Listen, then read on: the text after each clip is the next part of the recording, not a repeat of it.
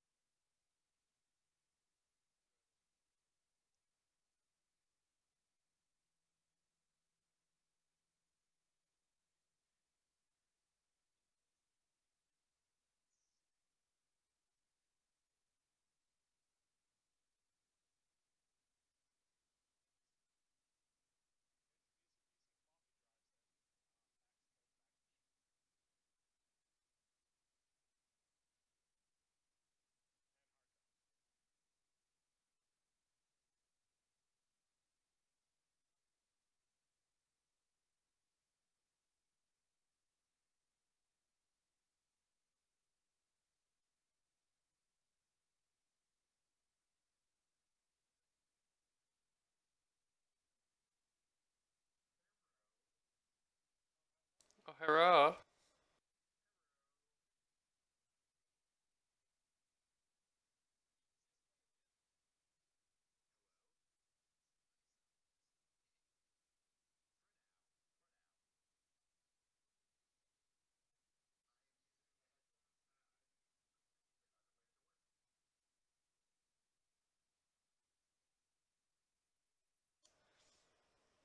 Sounds quite a bit better actually. Hello. I'm just I can't hear it.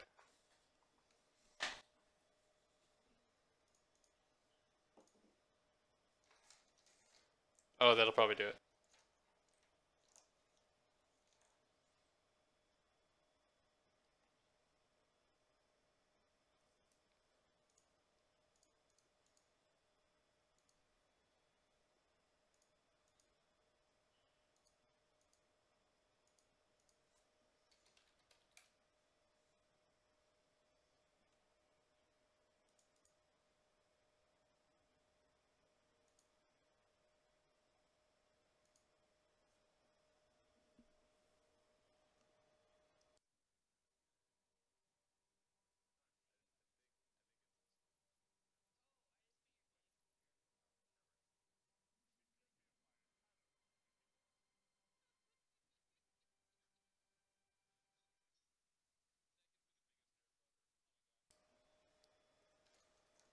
Alright, so you guys just finishing up your thinger? Michael and Tanner?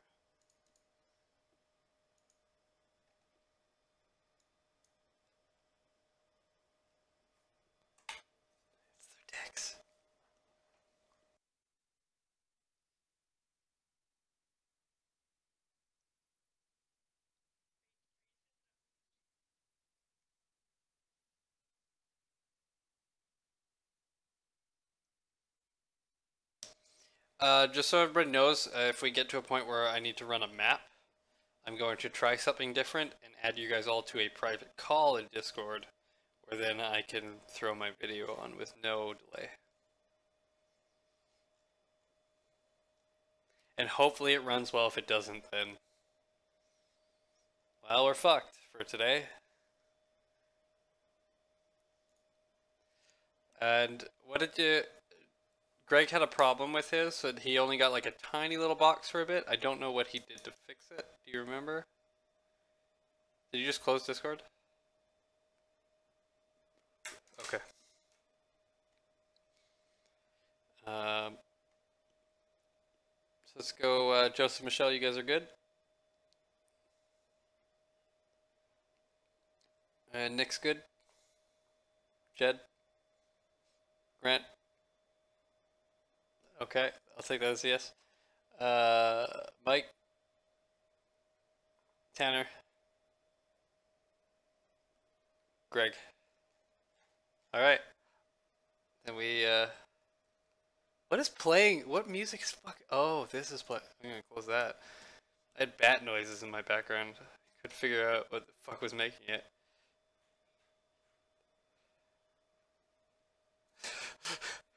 Yeah, I would come back like Tuesday after work and be like, fucking bats. So we ended like right on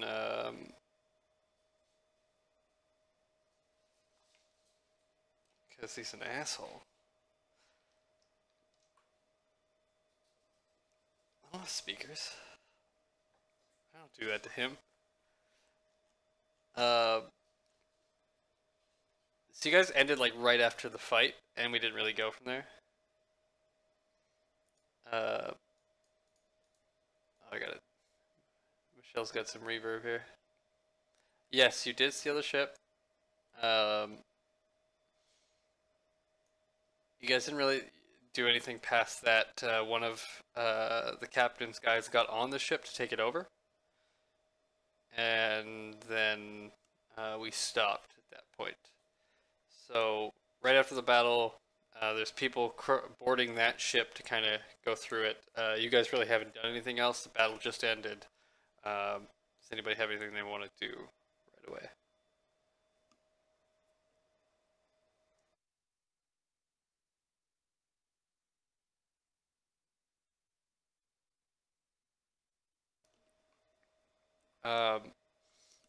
Nobody on the upper deck appears to be injured. However,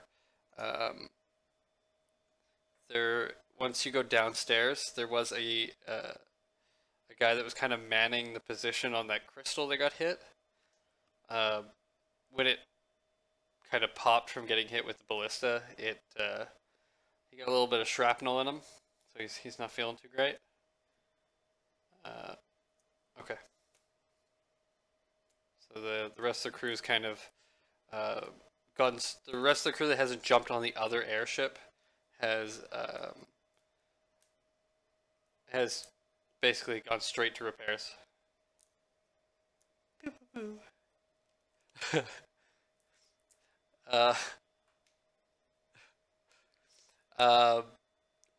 Most of the crew that is still on board is going to repair the damaged crystal that was hit by the ballista. The first mate and Captain Nerwin are on the top of the deck trying to figure out if during the fight they lost any time or not. They're just kind of checking maps and everything.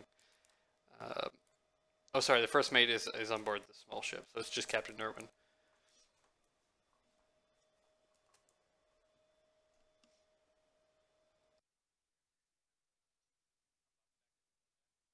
There is.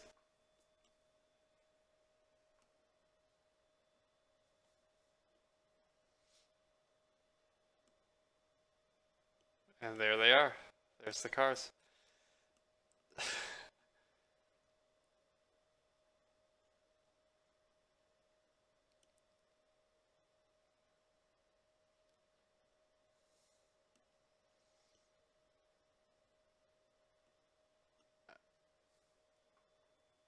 I'm assuming everybody came back down and landed.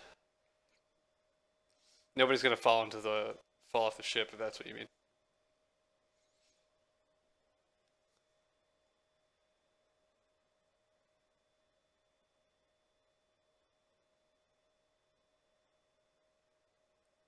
No, I'm not gonna.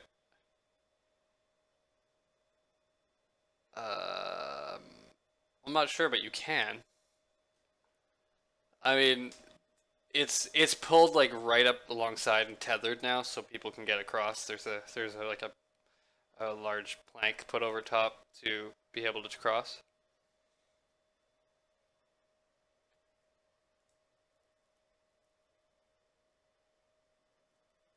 You might have to message. You might have to set up push to talk because every car that goes by your place we can hear.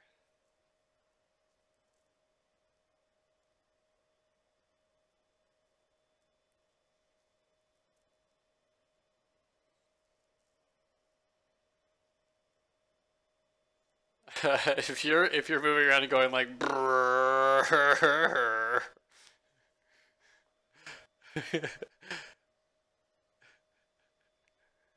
Beep beep. I'm backing up onto you. Beep beep beep. Anyway, yes, there is a plank across the two ships, so anybody who wants to cross over to that ship, the third ship, it's long gone. You're not recovering that ship. It was too damaged. It was falling. It's probably hit the ocean.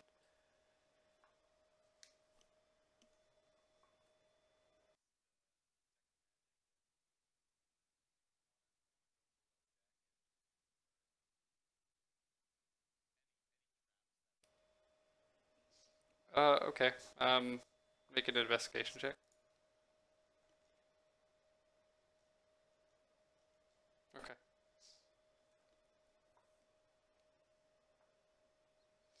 22. Nothing trap-wise that you can see. There's very little. There's actually no no food. Um, no provisions for like long hauls. Um, seems like they came out with the express purpose of attacking a ship and then getting out.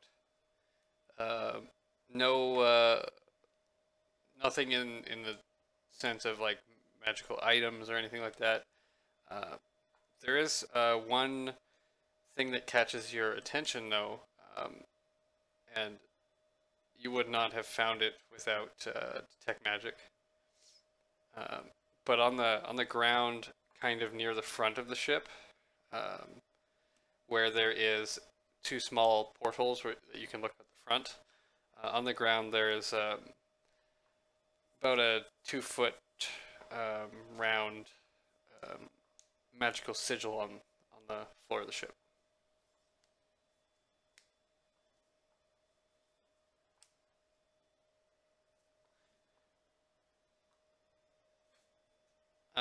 You can make an Arcana check and see if you know what it is.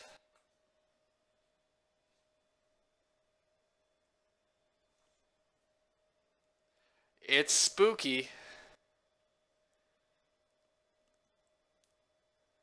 Um, it's magic.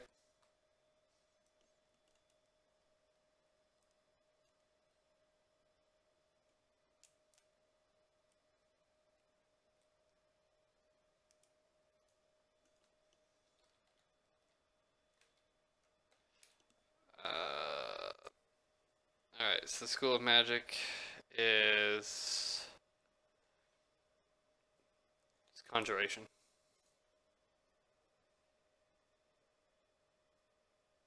Yep, that's it's a spooky conjuration circle.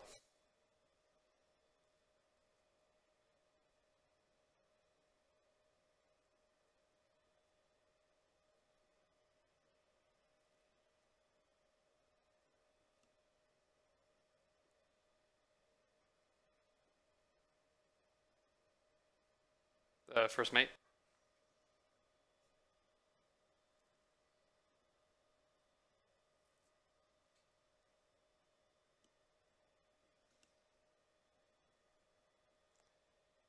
He goes, well, we don't have anything like it, but we're not pirates, so I'm gonna say no, but it could be something used to, I don't know, if they capture any prisoners. I have no idea.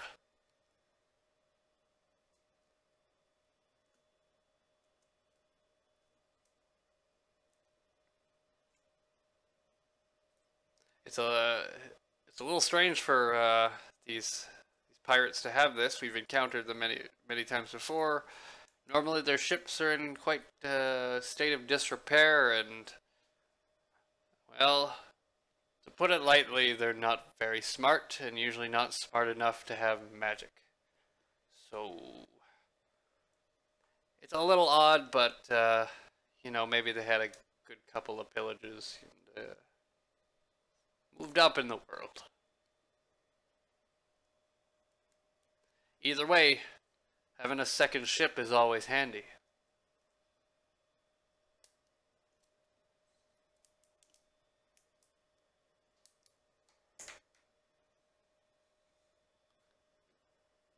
Well, we don't have to replace it, it's just damaged. We can, once ours is fixed, which is the priority to get our ship moving, you can leave a small crew on here to get it fixed up and join us at a later date.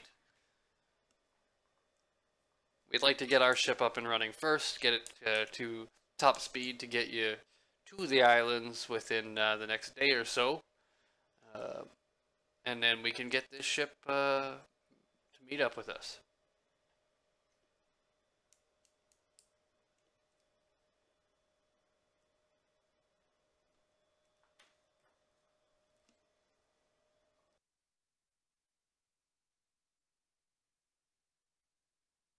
Is anybody else on the main ship doing anything?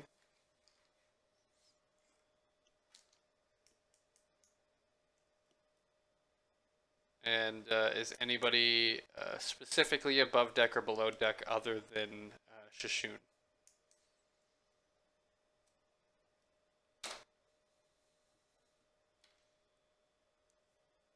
Okay.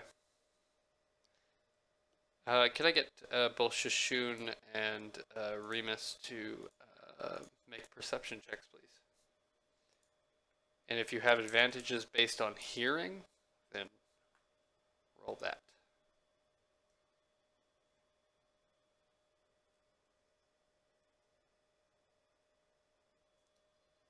And a 10. Alright, so both of you see the captain come down.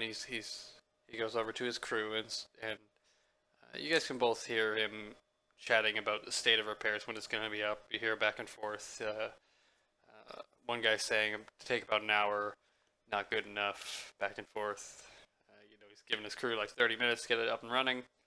You know, just a quick patch job, because they're being paid quite well by your council. But Remus, you hear he kind of pulls one of his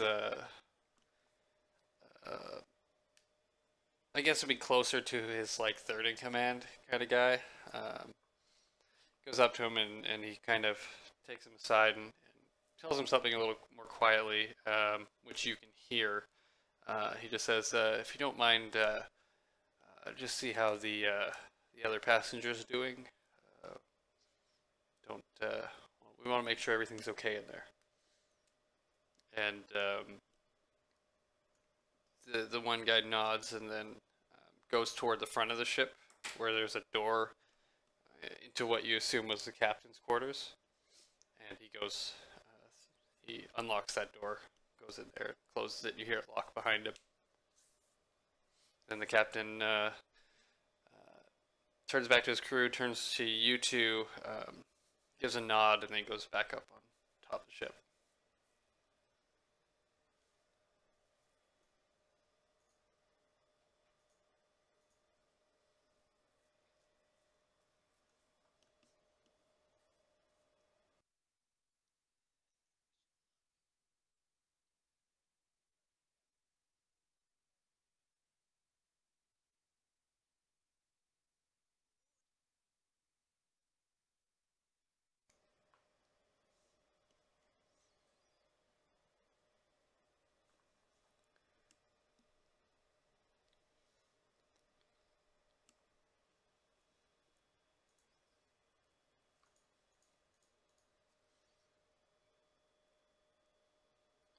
They're not your crew.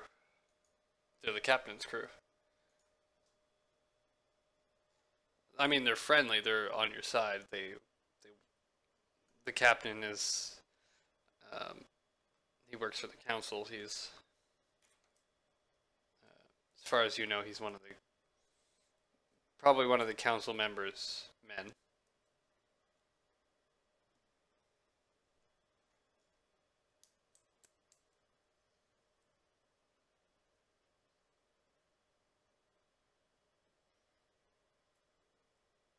As hard as you can?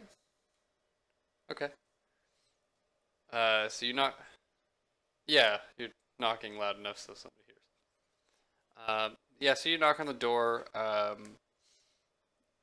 Couple brief moments pass. You hear the door unlock and it opens slightly, and the gentleman you saw go in there before goes, yeah, what can I do for you guys? Huh. Well, if that's all, I got some work to do.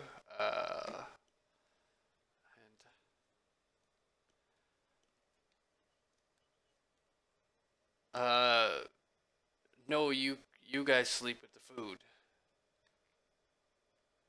Uh, the captain has his personal food, but that's for him.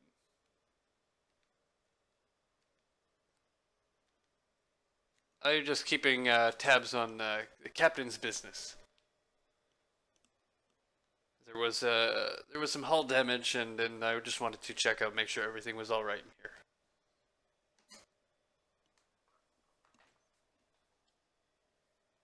It's no problem. Are any of you injured? That was quite the surprise battle.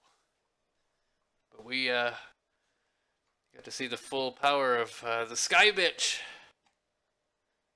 Took care of those pirates. They weren't bad.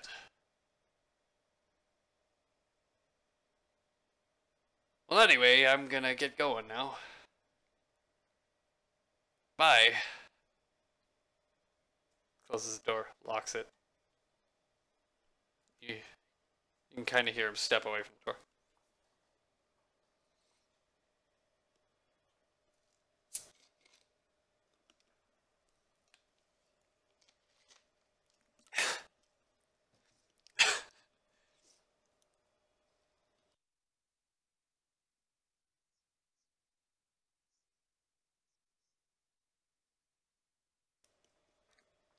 If you do remember correctly, you guys just woke up maybe 30 minutes ago.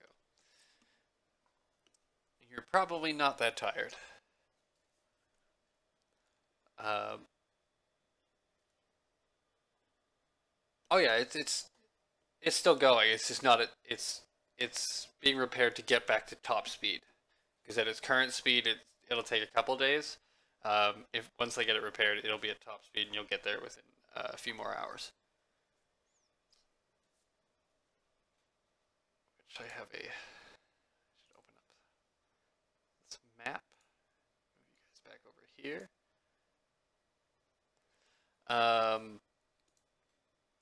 So if nobody else is doing anything else, I'll just kind of continue on through the day. Once the repairs are finished, the main ship begins to pull away from the smaller ship. The first mate stays on board with a small repair crew, and so that one kind of hangs back. It's going quite a bit slower since you disabled the crystals.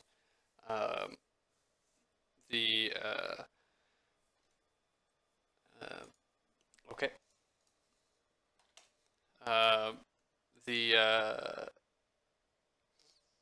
ship, after about 4 or 5 more hours, you start to see a large group of islands coming up in front of you, and right away, as soon as you guys start coming over top of the island, you can see the first island, a large, to the north, you see a large grouping of mountains. And as you pass over the first section of the island, there is a right about here, there is what looks like the remnants of a large city. Yep, it's right here. And there's a very large city, probably about the half the size, 3/4 the size of Waterdeep, but is completely in ruins.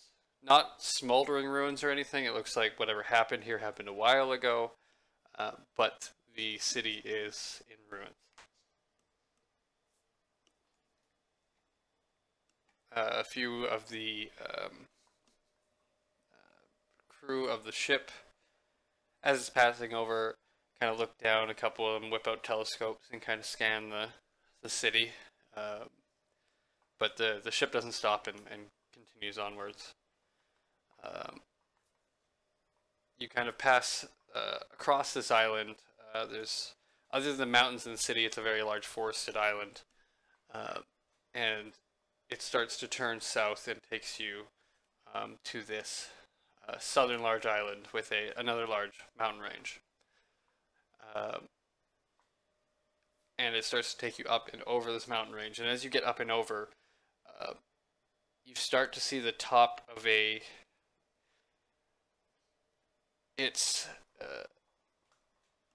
almost looks like a spire made of like one solid diamond. And because of the way the light is refracting off of it, it's all, you can't see right through it, but every which way you look at it is a different color. And you start to kind of, start to get a better view as you come around, around the mountains a little more, and that's why my background music's not playing. And you start seeing one extremely large structure made out of all this diamond-like material, whatever it is. There's no way it was one diamond. It's like the size of a small village as one structure. There's multiple spires, not as tall as that first one you saw, but 4 or 5 different spires coming up. A large central domed structure with almost like a keep wall around it. But the majority of this space is this one large domed building with these 4 outer spires and 1 central spire. The one thing you do all notice when you guys take a look at it is, although it's made from this crystalline structure, material, whatever it is, from almost all the way to the top of the first spire, you couldn't quite see it when you came over the mountains, it is covered in obsidian chains. Like the whole building is wrapped in chains. And these are, think of like a ship's, no, they're obsidian. Remember that part? Think of present day, like, large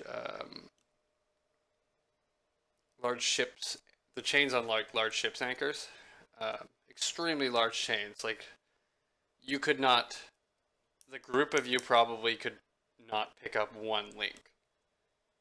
And this structure that is, this is probably the single biggest like singular structure any of you have ever seen. And it is completely wrapped in these obsidian chains. And as you guys, yes, we'll go with yes. As you guys kind of come around it and you've done a pass so that you guys can all see it, you hear the captain go, oh, the captain's not shouting, he's actually below deck right now. The new first mate, the guy that went into the captain's chambers earlier, starts shouting down. He's like, "Ladies and gentlemen, Citadel Umbra. We'll just we'll find a place that we can land and then welcome to your destination."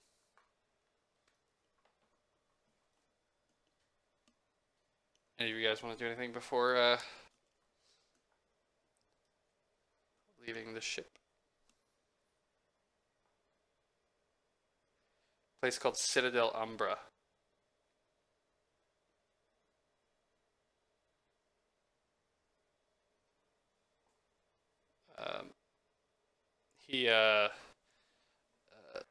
Their original intentions were they're going to pull back up, and they are going to. Originally, they were going to hit the city that you passed and spend a couple days in the city, which is unfortunately ruined. You see the first mate. He's kind of talking with people. He's like, I guess we make plans to go to Cair Corwell instead, which is the city down here. The city was the city of Caladir. However, they are going to anchor in Cair Corwell instead.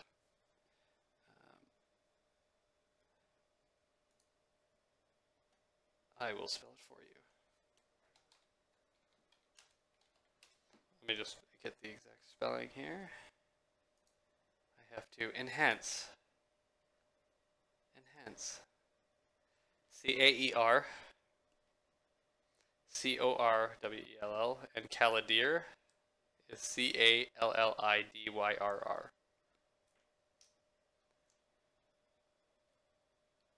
Oh, and if you want the names of the islands, you are at Citadel Umbra on the island of Winterglen.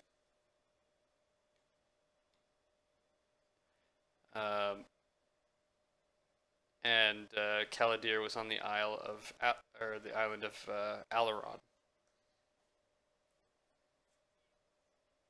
And all those islands together makes the Moonshae Isles. It's probably early evening.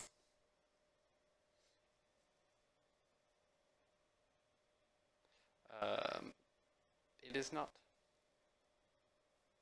Yes. It is Winterglen. I believe from my other map, this is Gwyneth, this little thing down here. So there's Snowdown, Gwyneth, Winterglen, Moray, Oman, Norland, Alaron, sort of.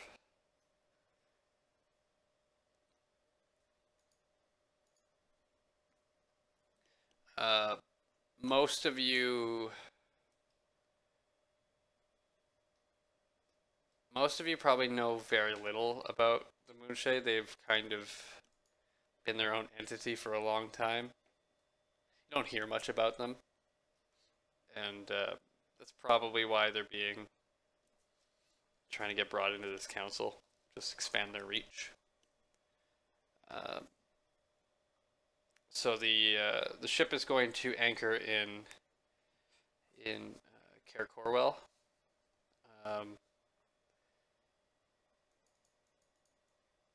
Can you make a Mike make a for your private message? Make a persuasion check.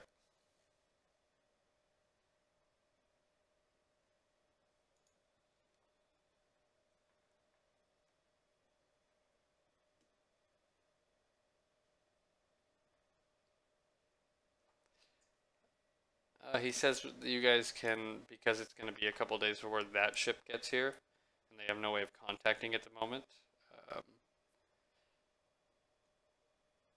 It's something that you guys can speak after you leave, because right now they're not your crew. They're the crew of the council, so they're taking their orders.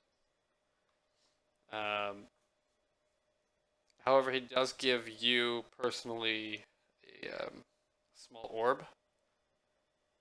And he shows you he has another orb. And he says, if anything happens you need to pick up, speak into this, I can hear you.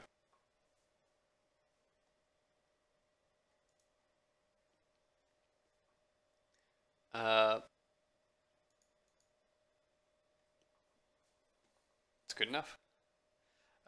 So the rest of you guys, if nobody has anything else, the ship starts to drop down. It can't get too close because it is in a heavily, other than the keep, it's very heavily wooded and there's mountains. There's a large mountain range that's kind of like a natural fortification for this building. A lot of the trees are dead.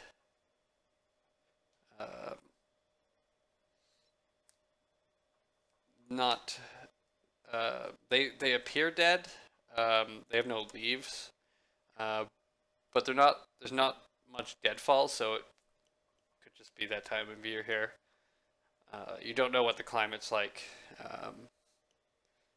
but he does. Unfortunately, the way off the ship is a very long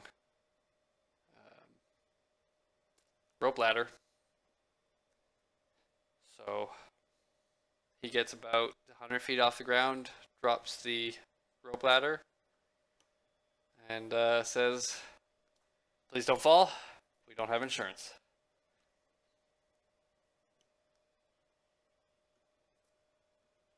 Okay.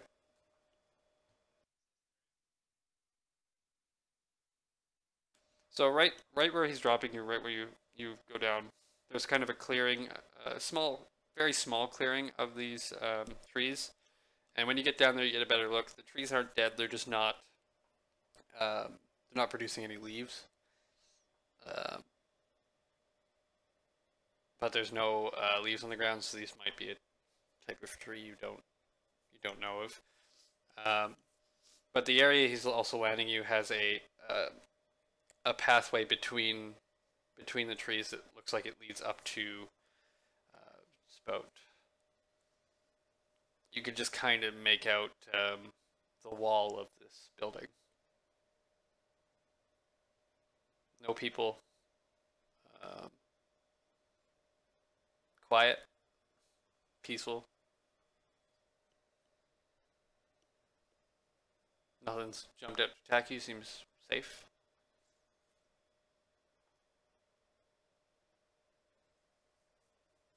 Okay.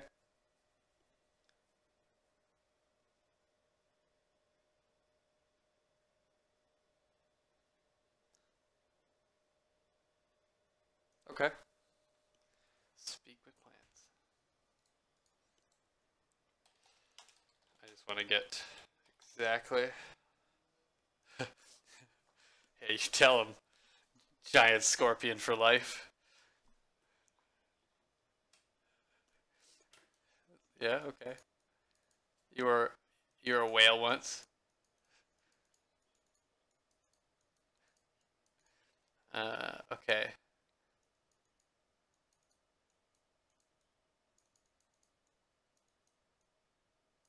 Um, all right. So you guys all get to the ground. Sorry, I don't remember what exactly your name is. Pip-Pip. Pip-Pip goes up to one of the trees. Pip-Pip Quaaludes and casts Speak with Plants. So, yeah.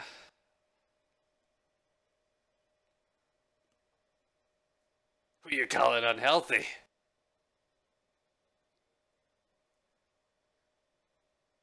You judging me? Yeah, I'm okay. How are you? Well, that's good. What can I do for you?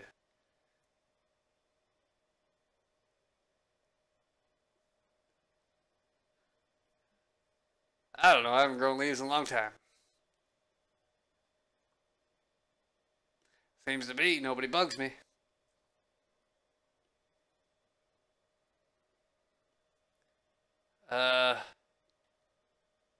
Nope. It rained yesterday. That was nice. Nope.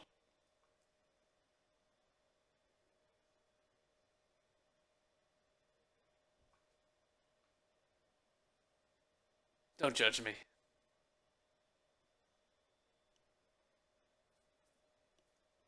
Alright, talk to the tree.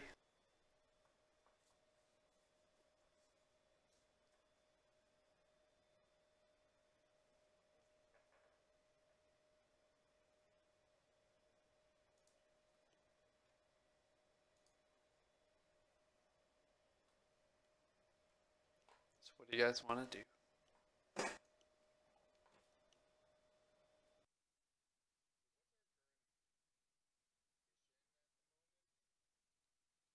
Alright, you were not here. Your guys' mission was you were sent by the council to Citadel Umbra to kind of as a show of good faith deal with their supposed pirate problem in hopes that you would bring their leaders into the council to spread the council's influence.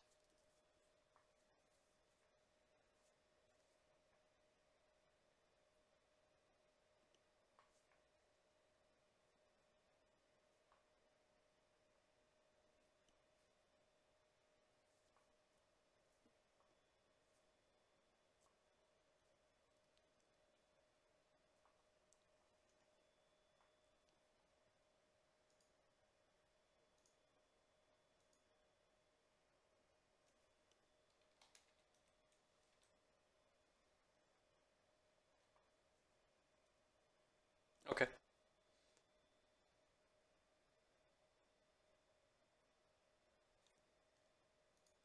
Alright, make a dexterity check.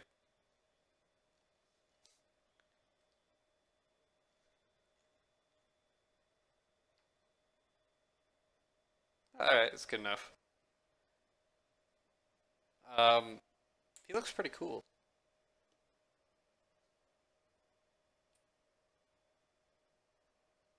Yes, you may use the feat you took.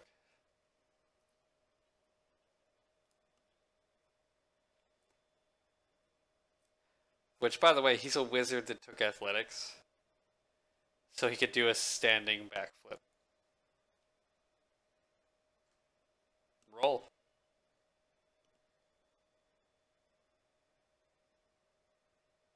Well, if you're doing a standing backflip, you gotta roll for it. You took that talent.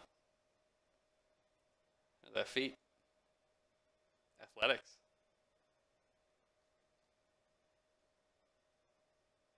That's what you took the feat for, right? Yeah, which is athletics, is it not?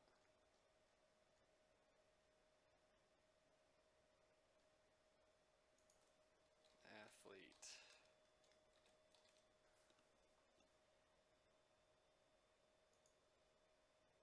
Oh, it does. Okay, dex.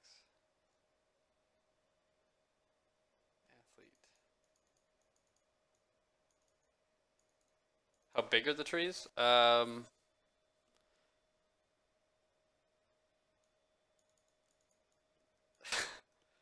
Uh, yeah, I guess you could use dex, by the way. They're about 10 to 15 feet. They're not big trees. But the athletics 14 is fine, so. So you guys are heading toward the Citadel?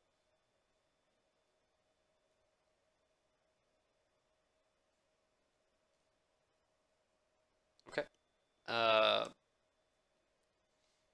So you guys walk for a couple minutes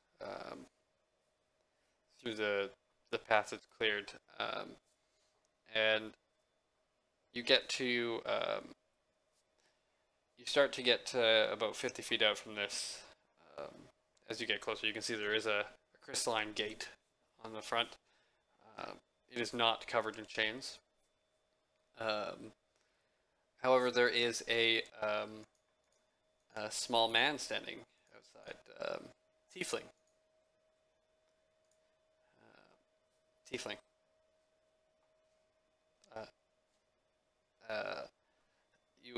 You see him put up his hand. It's kind of a half-hearted wave, and welcome you guys closer. And he goes, "Is this the sandwich-eating adventurers?"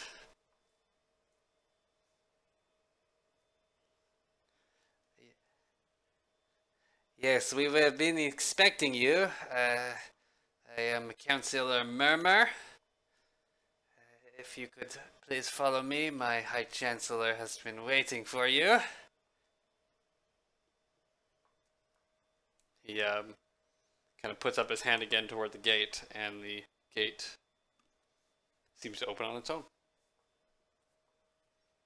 And he kind of bows to all of you and points forward as for you guys to walk ahead.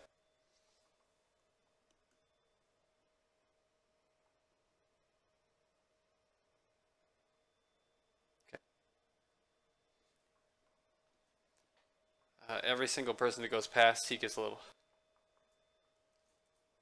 Okay.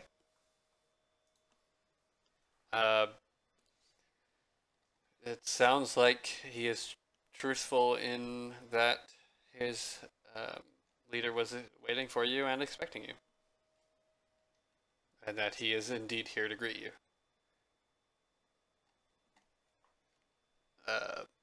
So, as you guys pass one by one, he gives everybody an individual nod. He is quite a bit older than you, Shishun. He's a very old tiefling. And he is in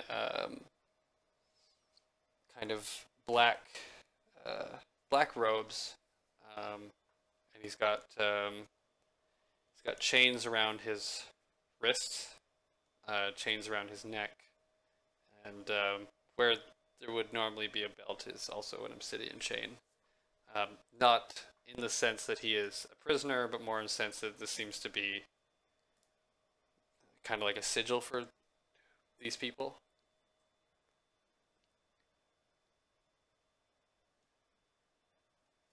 He goes, in Abyssal as well. He goes, "I've not heard this in a while. It is our customs. We revere the chains that bind us all. It is the way of our people."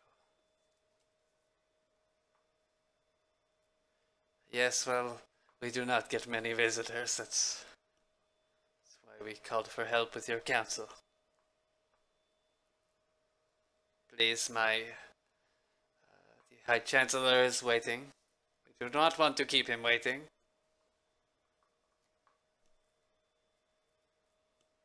He lets all of you guys go forward.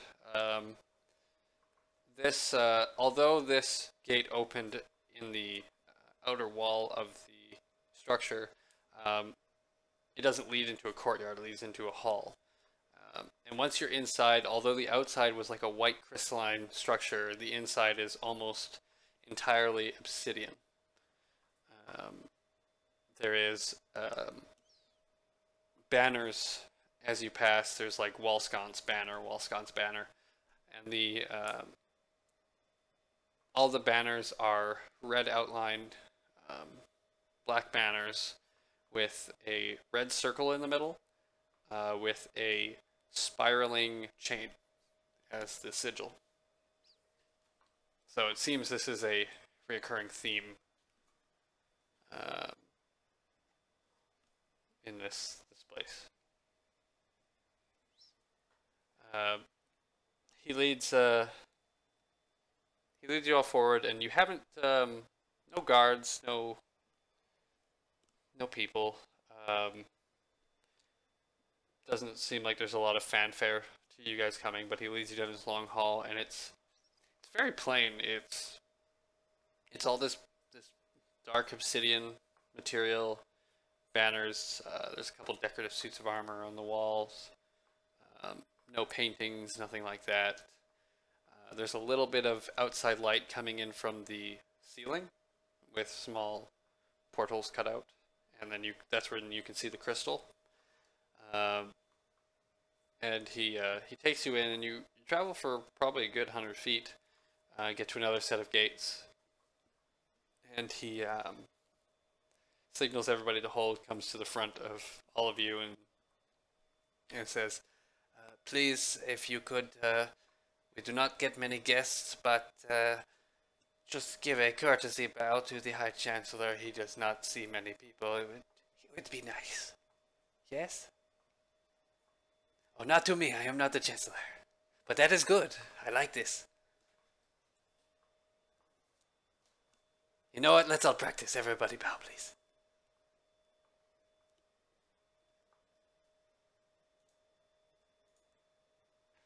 You could work on this.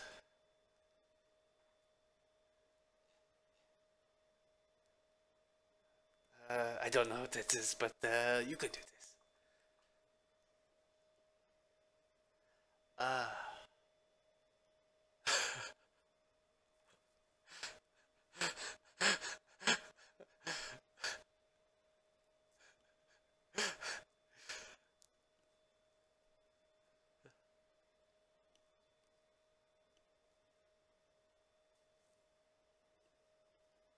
You're kind of sunken.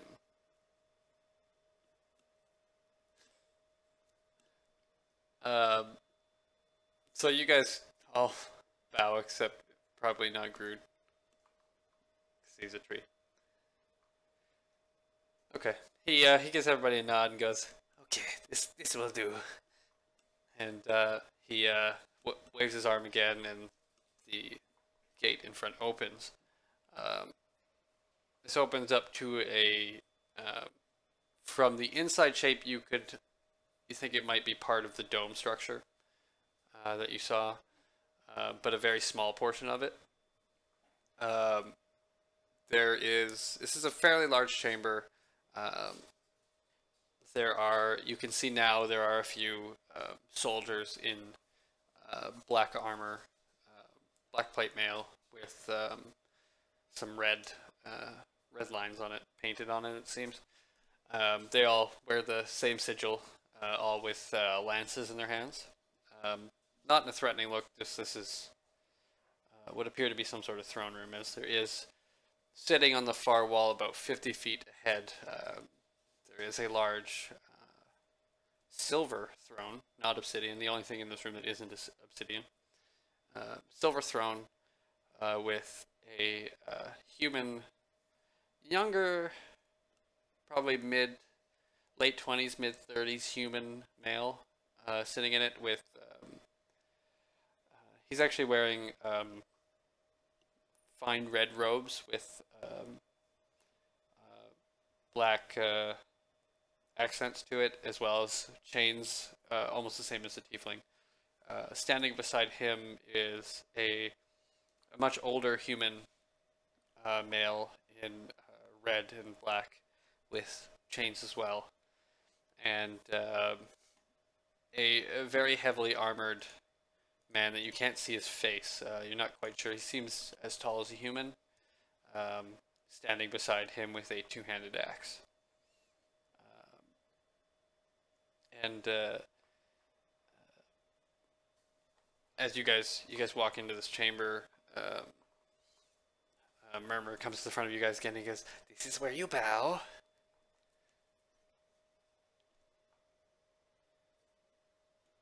Oh yes, yes, very good, very good. I do too. Uh, and the the man sitting in the throne doesn't speak, but kind of points to all of you and motions forward with his hand.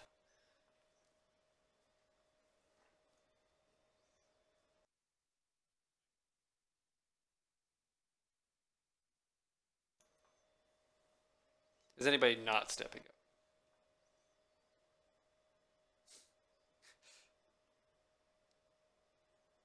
Okay.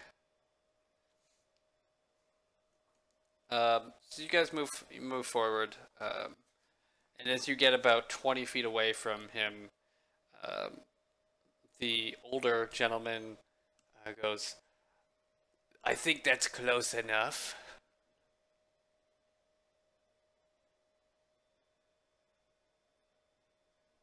You guys continue on, stopping. The um, the younger man on the throne puts up his hand toward the older gentleman and says, "Please, you are my guest. I apologize. My uncle is uh, kind of a salty old man. It's all right, Uncle. We can take care of this. No problem. These are our guests. We invited them here. Uh, you are the League of Sandwich Eating Adventurers."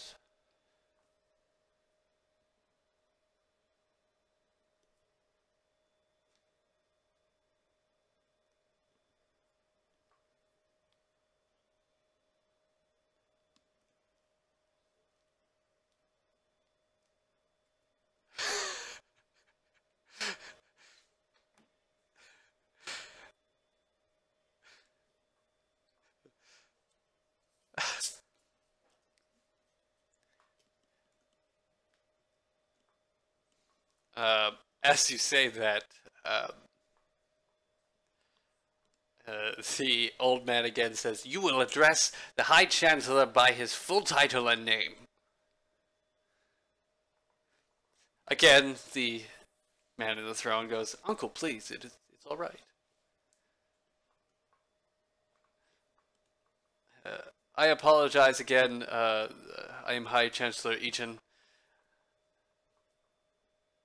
I have asked your council to send some of their greatest adventurers. I have heard many tales of the League of Sandwich Eating Adventurers ridding the world of demons.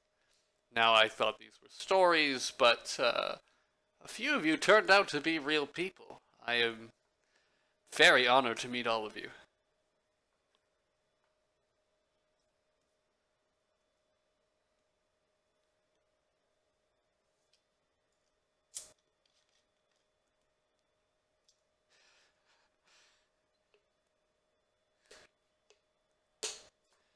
He goes, "Oh, where are my manners? Refreshments, please. Murmur, could you make sure somebody brings these fine friends some drinks?"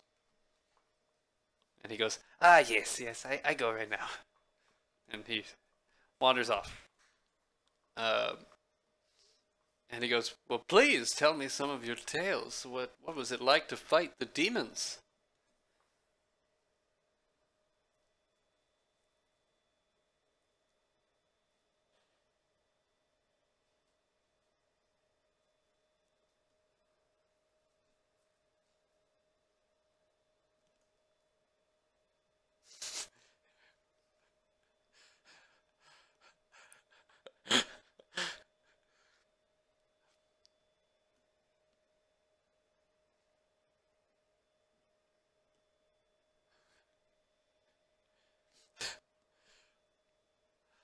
Well, that's all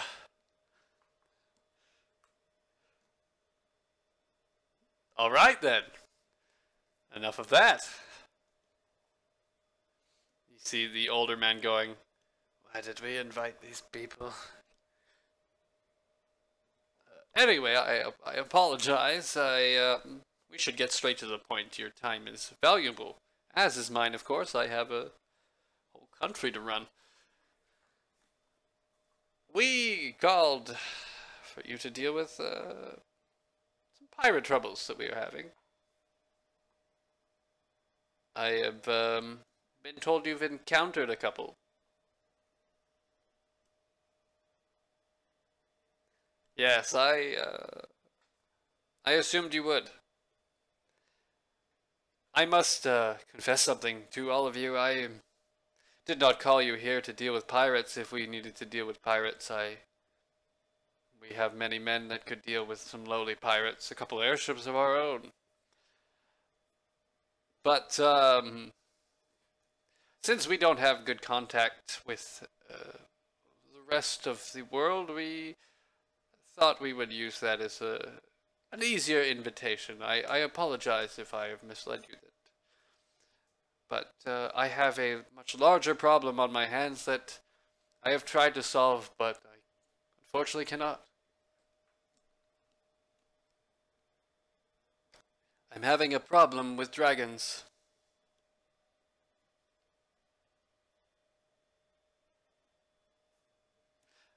Please, I did not mean any harm, I just wasn't sure if anyone would believe us. After all, we cut off contact many. They are pirate-ish. They do steal things, if that's what you mean. Again, no disrespect, I once, as you all may know, the Moonshae Isles belonged to the Fae. And when we liberated the islands, let's just say we lost relations with most of the other peoples. We've been trying very hard to repair those relations, but we weren't sure if out of the blue we could call for help with dragons. I do apologize, it was not my intention to mislead you. We do need help. And it is completely fair if you wish to just turn around. But I am hoping that you would all be able to help me.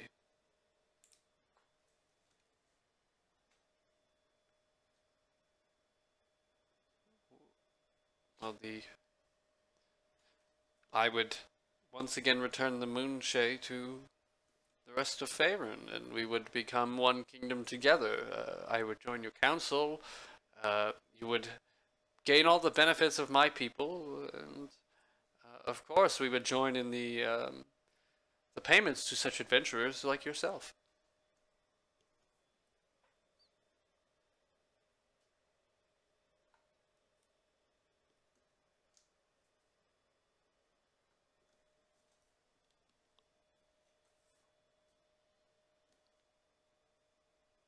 Well, multiple.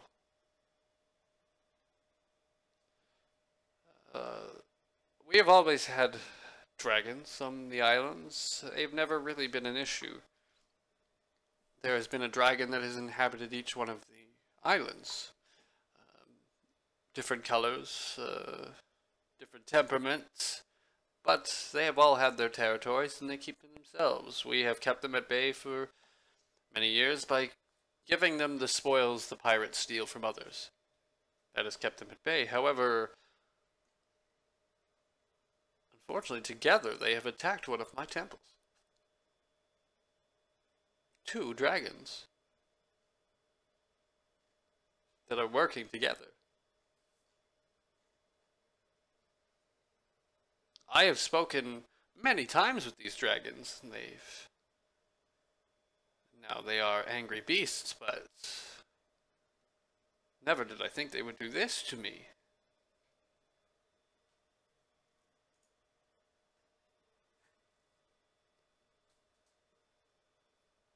Well, the one I had contact with was normally she actually came to us in her elven form. Ishadra, the blue dragon, has been very understanding of our people and left us alone. We had a deal. The red one, not so much. He is kind of a dick. I have spoken with him before, but he doesn't seem to like us. But he kept on his own island. And well, I mean, I have he even sent me a letter once. I can show it to you if you'd like. And he gets the heavily armored guy to to walk down the letter to one of you. Do any of you speak Draconic? Hey, there you go. So basically it says, keep that blue bitch off my island, and we have a deal. Signed, Rylata Ralatima.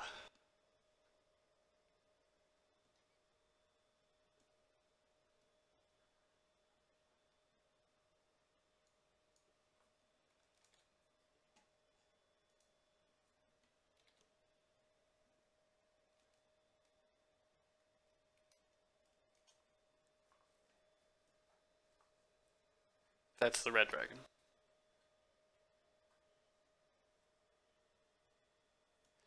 The blue dragon has been quite friendly, yes, and the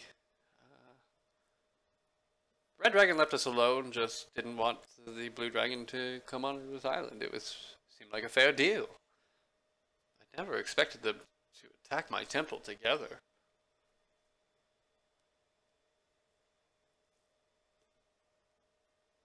They did.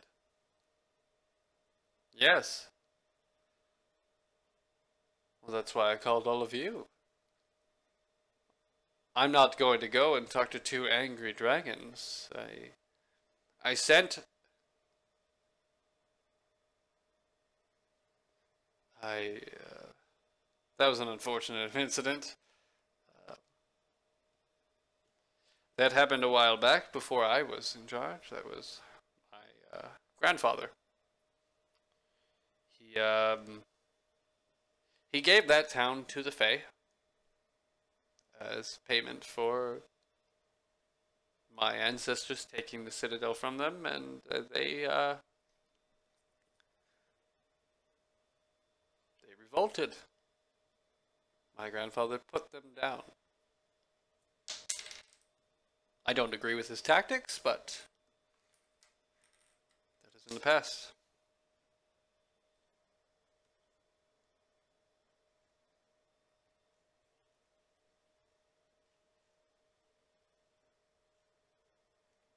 F-E-Y.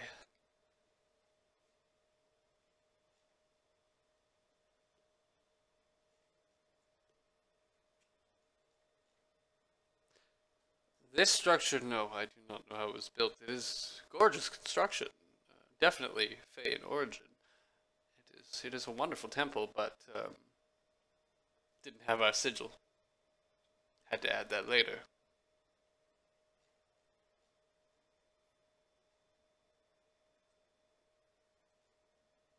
Was lacking some chains.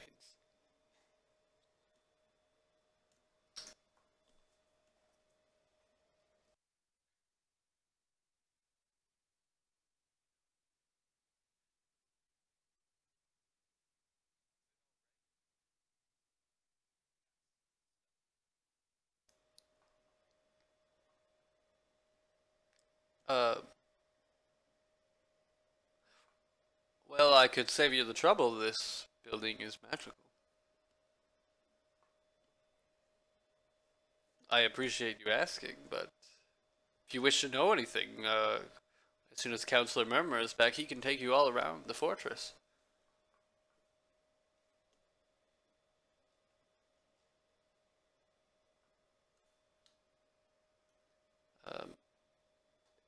Allow one of my men to make a copy for you. I would like to keep it in our records.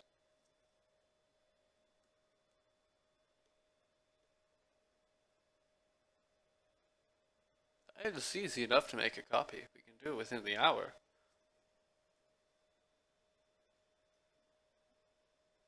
The older man speaks up again. He's like, the High Chancellor told you no.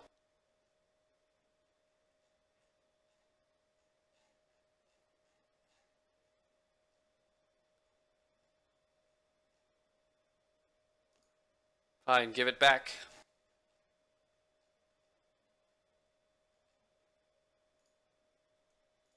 High Chancellor goes, that is fair. That's most fair. Now I would gladly put you up in rooms if you need it. It has probably been a long journey.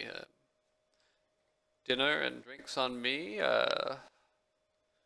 Anything you may need, find out Murmur, and he will assist you. As of this time, I have other duties that need to be worked on. I thank you all for coming, and if you do reconsider, I do understand. But please, and as he says that, just as the older tiefling gentleman is coming back, his arms are like full of drinks. Just to hear, Murmur, can you please take them to the rooms? And he's like, oh yeah, okay. Please drink these first. They're very heavy. Oh, thank you. Yes. Oh, wait 1 second. And he takes it from you, and he drinks half it. He goes, I was thirsty. I'm sorry. Refreshing. Yes. Sure. Oh, yes. Give me. I am parched. He made me run here with drinks and then told me to take you to the room.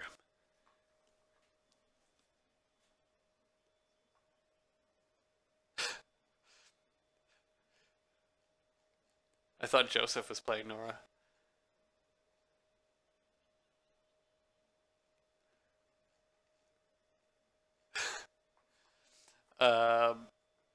So yeah, he,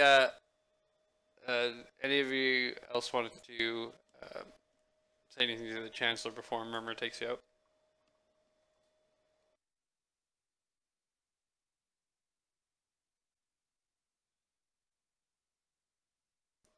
Alright, so,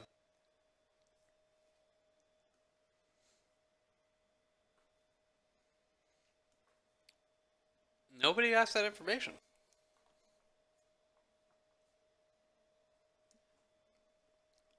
Stop the dragons, get rid of the dragons.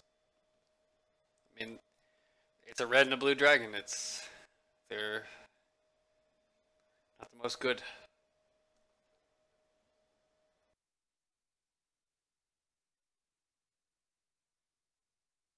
So, Murmur starts taking to the side of this chamber, toward another hallway leading out, and you guys kind of wind through the hall, up and down some staircases. Eventually, you guys get to a larger room that is, it's obviously up near the top of the dome because there's a large section of the obsidian not there, so that natural light can come in.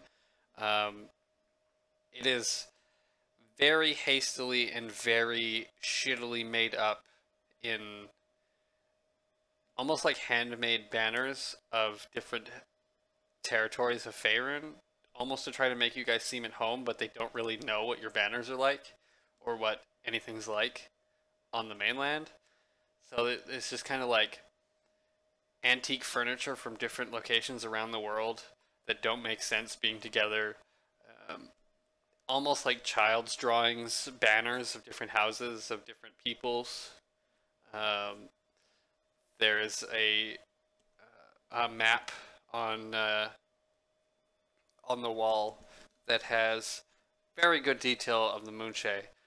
Very poorly, almost kid drawing-esque portion for the rest of the world. Like, they just don't leave these islands. They don't know what it's like. Like, Waterdeep is spelled wrong. There's obvious towns where there's not supposed to be towns. Mithril Hall's in the sea. It's just, somebody tried really hard to make you guys feel comfortable and kind of failed at it. But there are 10 beds in this room. You don't all get individual rooms. In the middle of the room, there's a bathtub.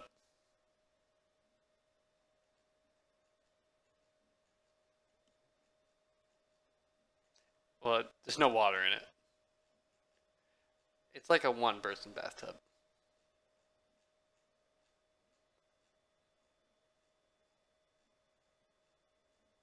Okay.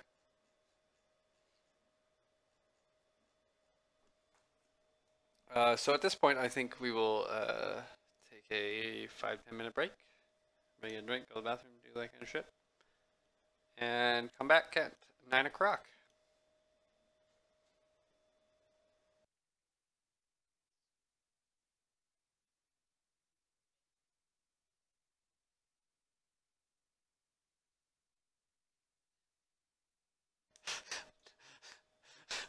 No, we're not. Should I say what you asked me?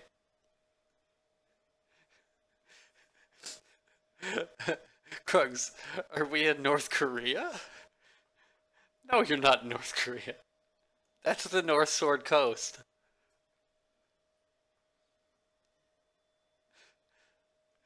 Uh, no, you're in Citadel Umbra.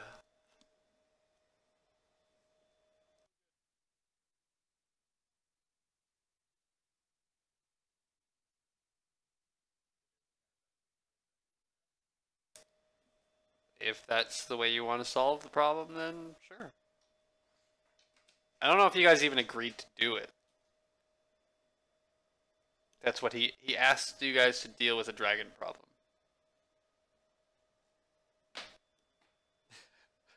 And then nobody asked anything else, and you guys walked away.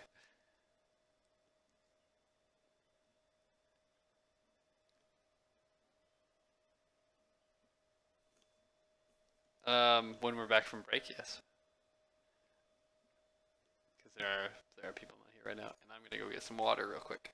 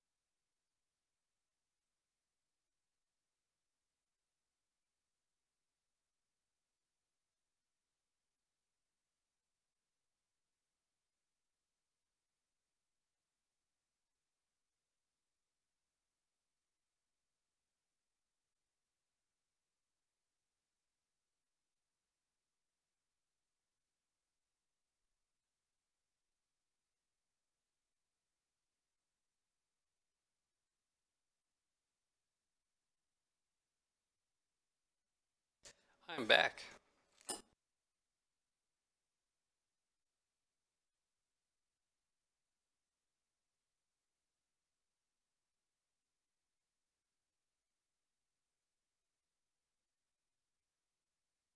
I haven't yet, but I'm like right on the edge of picking it up because apparently it's fucking amazing.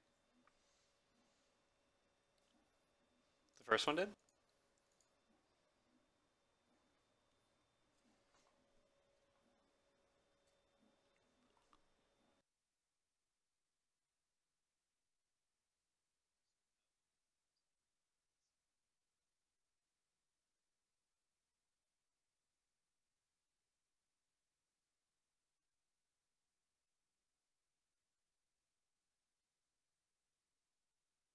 I've been reading shit like it's the best of its kind since Baldur's Gate, and it's better than Baldur's Gate.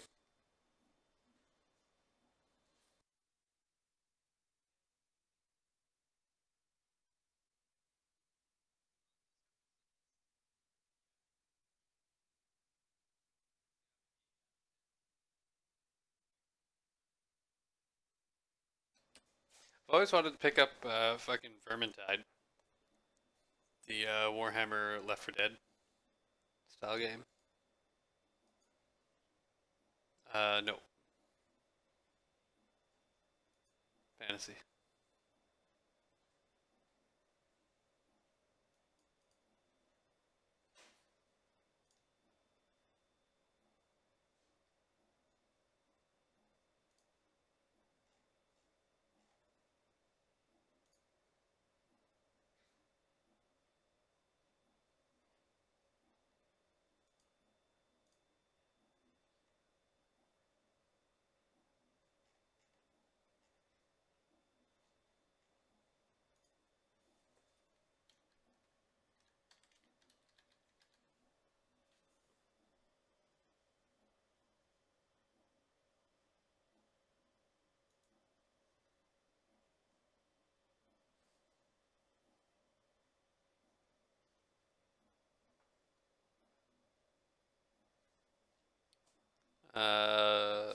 Who's here right now?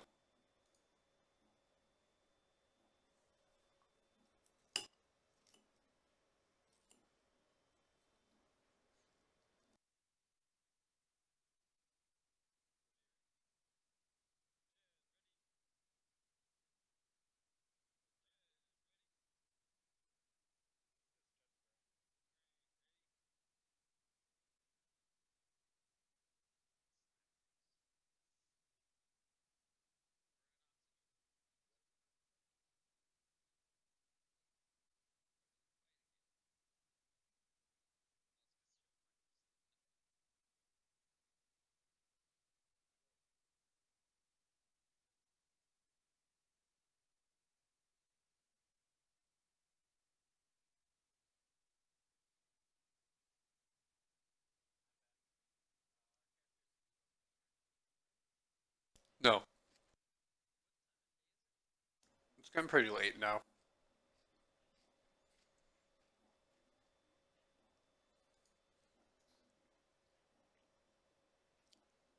When did you cast it? Oh, you asked if you could cast it. You didn't say you cast it.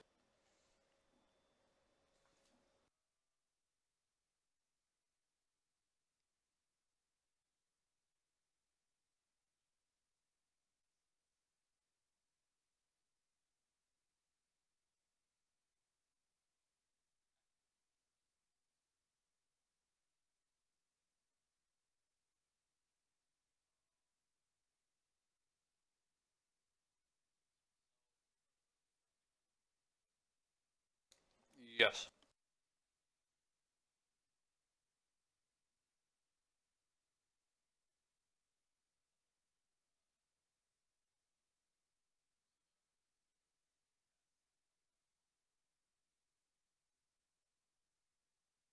Okay.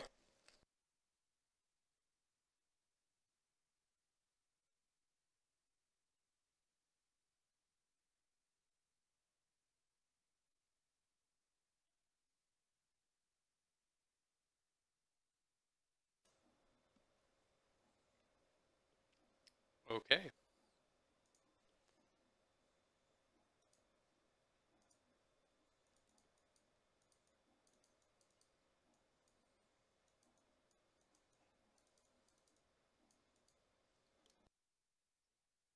Sounds good.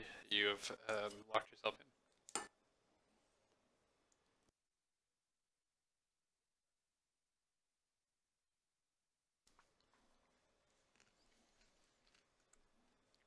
It's gonna be a nice day.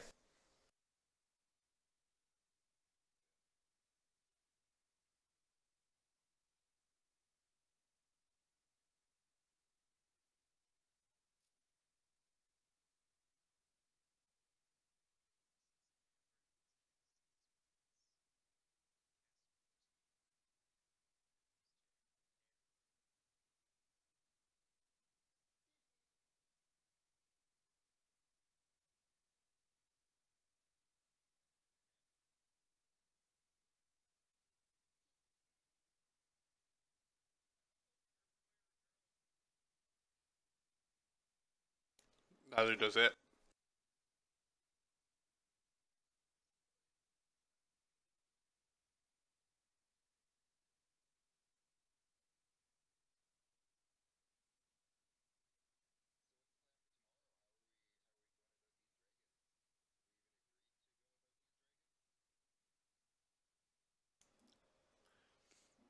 Well, you didn't. But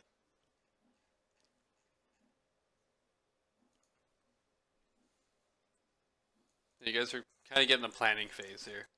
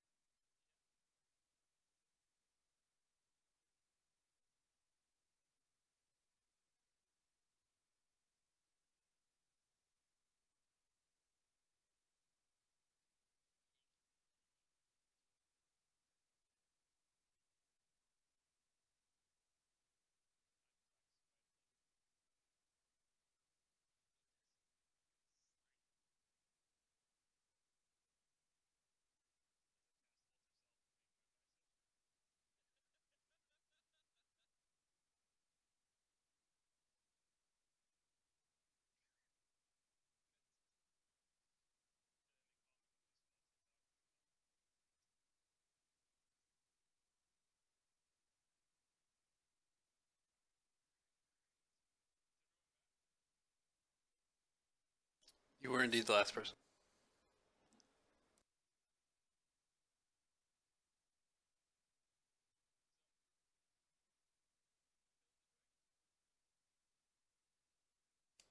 I think there was a couple of people that suggested talk to dragons, and then the other suggestion was kill dragon.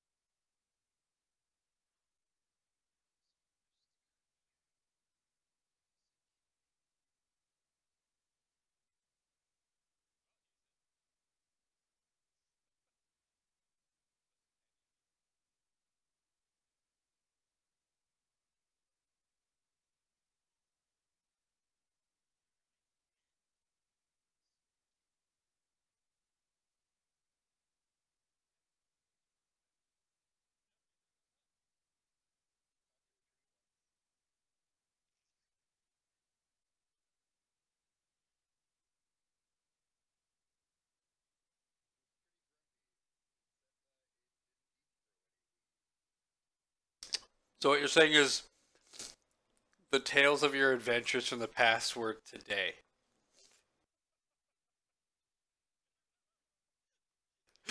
You are an adventurer sent to this group, and the most exciting thing that's ever happened to you happened today.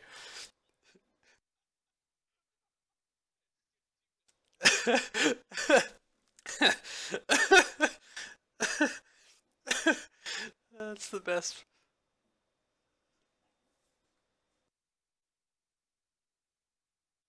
That was good.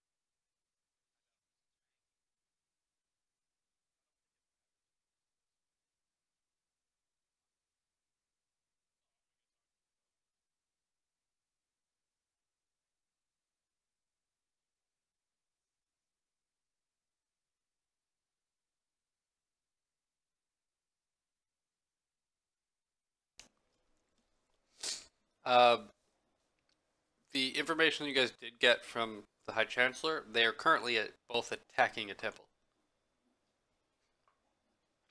They are sieging a temple together.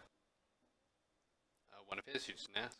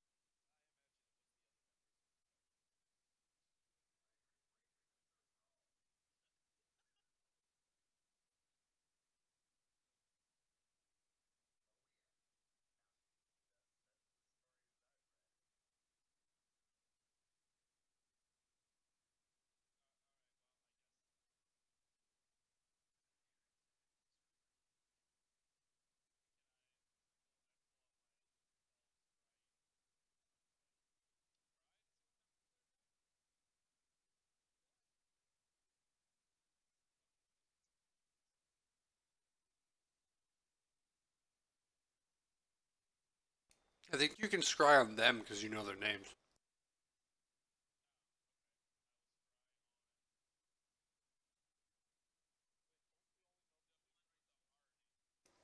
You know both their names.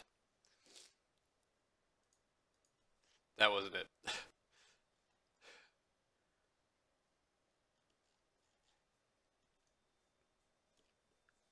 Okay.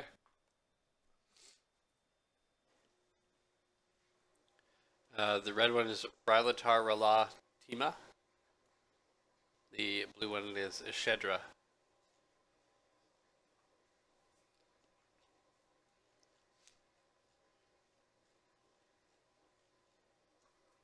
Okay, what's the DC?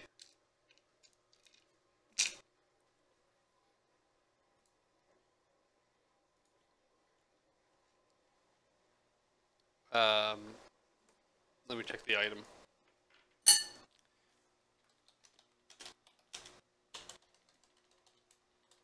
All right.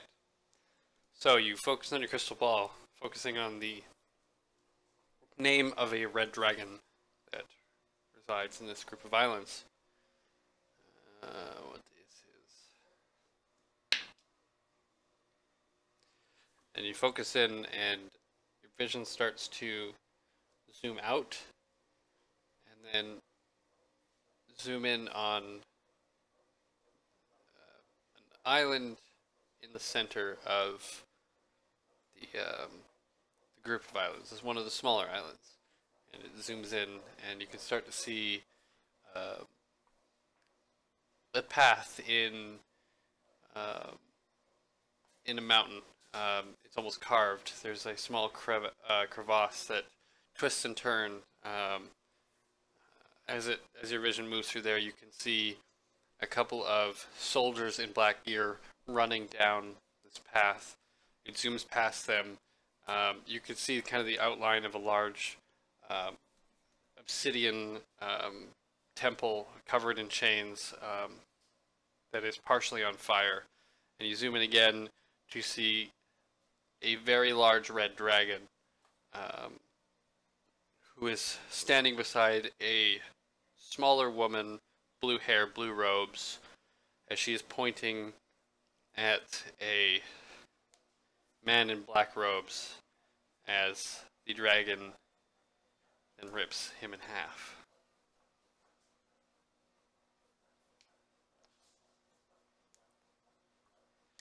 He's not as fat, but it's a pretty big dragon. Yeah. You don't have much of a focus on them because you focused on the dragon. Yeah.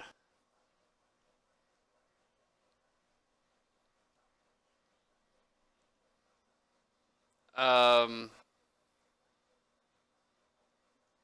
yes, you can indeed look at the map. Um, yeah, you believe it is on the island of Oman.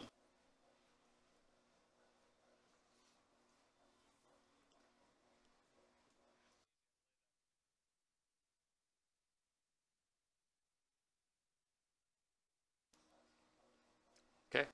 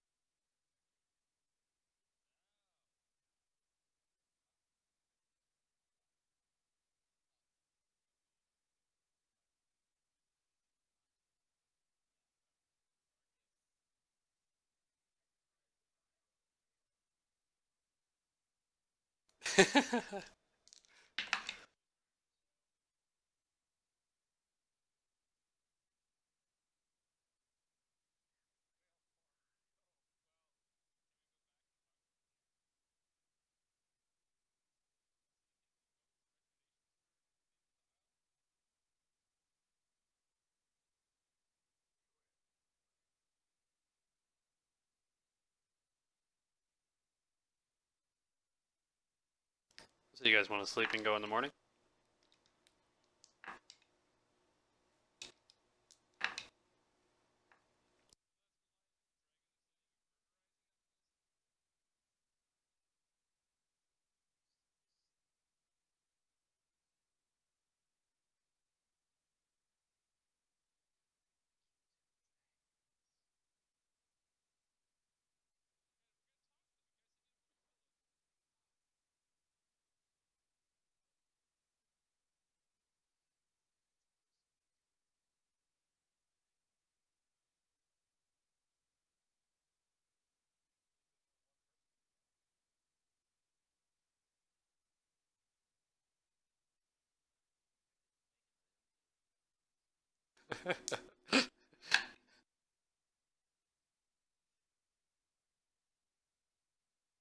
First thing Tanner says in like an hour. Tanner, write down 1,000 experience.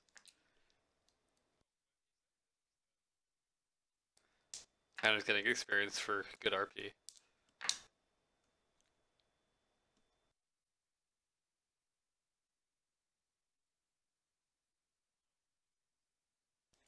Said I'm brute.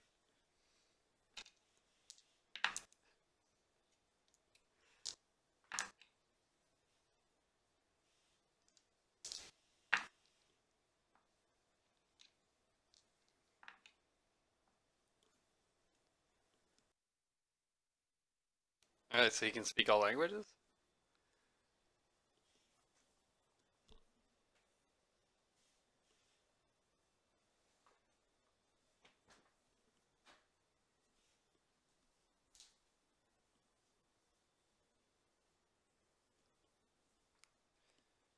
Okay.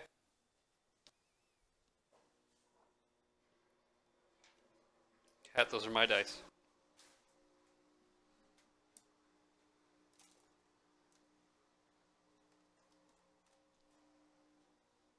Doesn't say anything.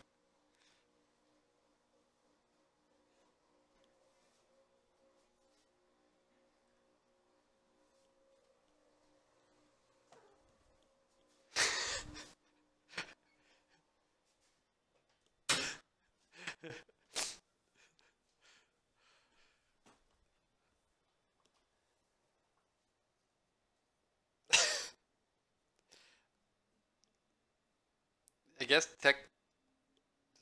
technically that works.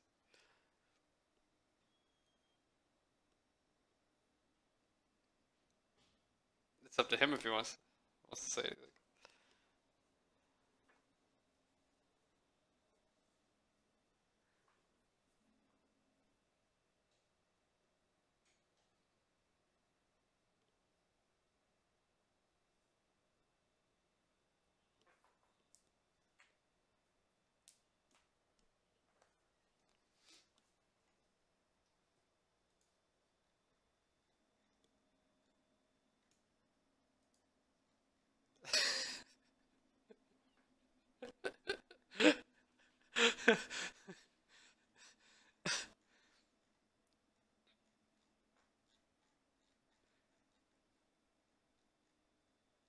All right.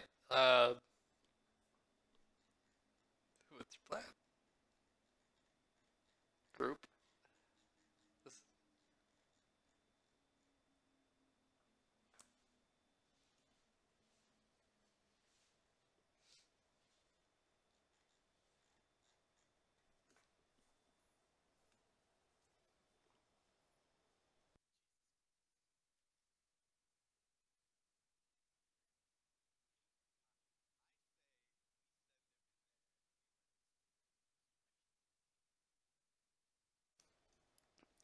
at this point, there is a knock on your door. And you hear, "Hello, friends." Uh, Sounds like an old tiefling man. Hello.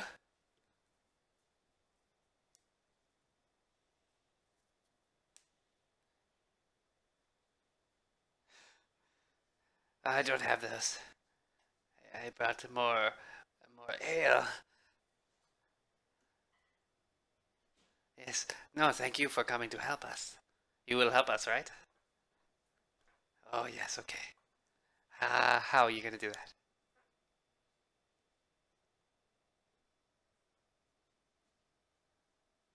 Oh, that's very dangerous. You're very brave.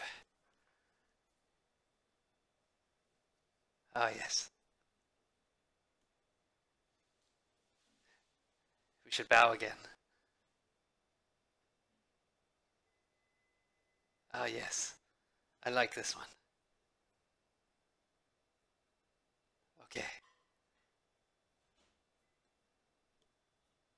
Yes.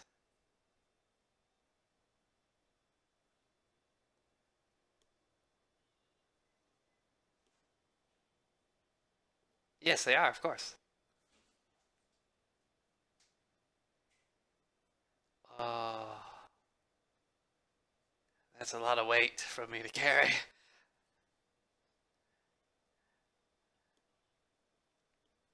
Um, are you going to be drinking and then going to kill dragons?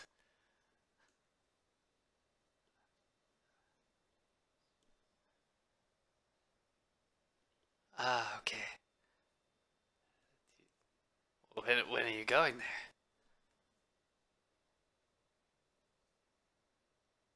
Okay. Uh, oh no, we don't have any ships. No. Well, of course I have teleportation devices. I do this all the time. Why didn't you ask me? That's true.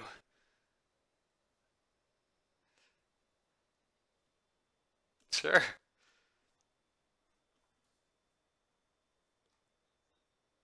Um, sure. He seems to like you guys.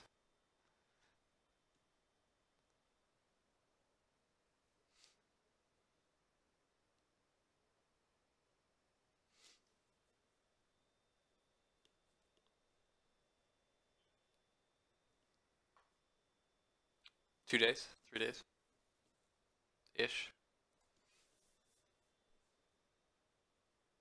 Um, like 7 p.m., 8 p.m. There's still some light out. It's not dark out yet.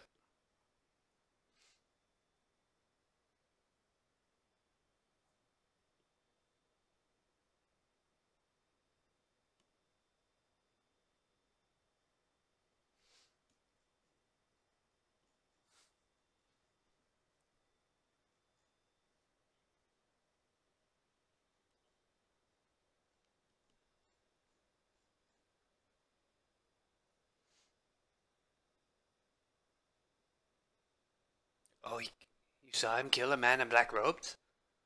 I am a man in black robes. Oh,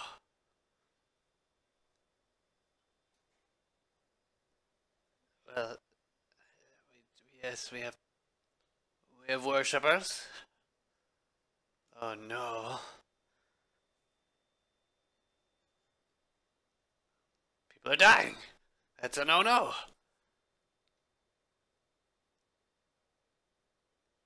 You do not think this is a bad thing?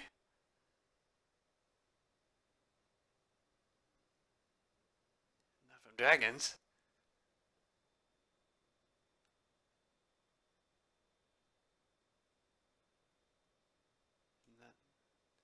Well, that's kind of shitty.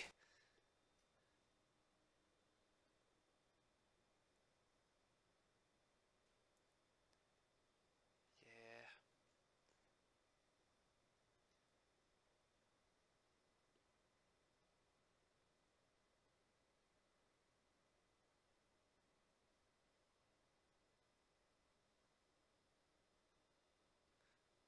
I have to make another trip. Okay, I'll be right back. He scurries off.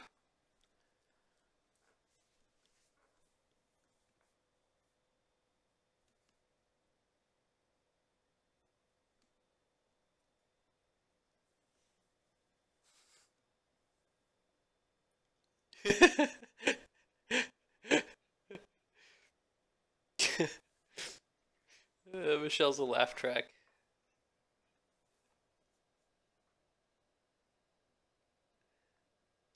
So you guys were voting on what you guys wanted to do, which was go in the morning or go right now. All right. Well, make a vote.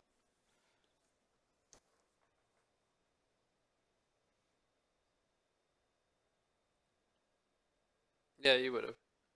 Yeah. Yeah, you guys are fully rested right now.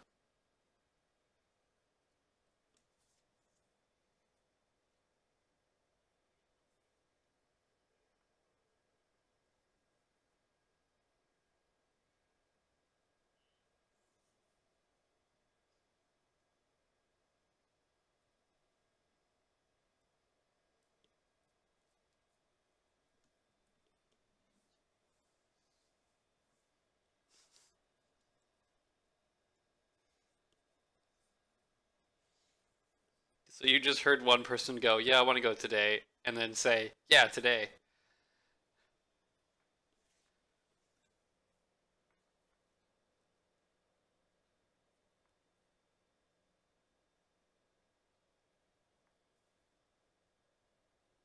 No, I'm talking about Pip Pip.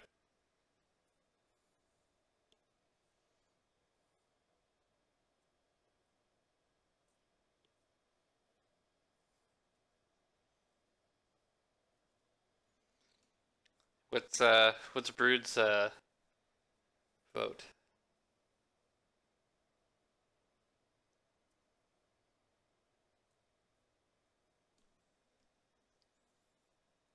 All right, so I guess that's the majority there at least. All right, well, Murmur comes back and he's got like 4 bottles of wine in his arms. He's like, "Okay, I got your wine. Please, no more trips for a couple minutes." Okay, all right.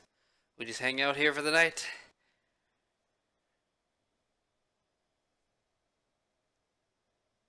Oh, god damn it. Right now? Oh, okay. Alright, let's... Oh, you're just taking the bottles. Um, could you do me a favor and bring back the bottles? They are refundable.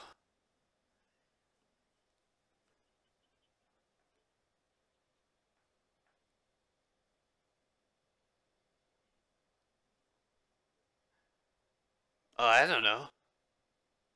Hey, I'm not coming with you. It's dragons.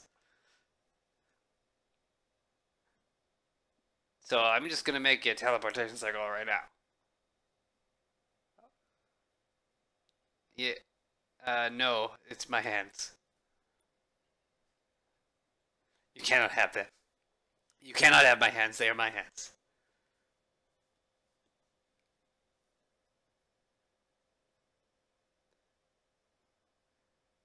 I'm gonna pass. No, no. There's 2 dragons. I'm not insane. Uh-huh. I have read about your many deeds. Um, the trees told me.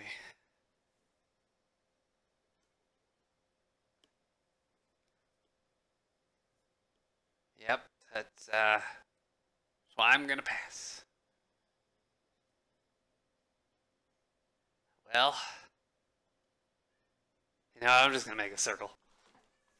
He, uh, he starts chanting something, um, in a, language that most of you don't know. Shishun knows it, obviously. Um, yeah, in Abyssal.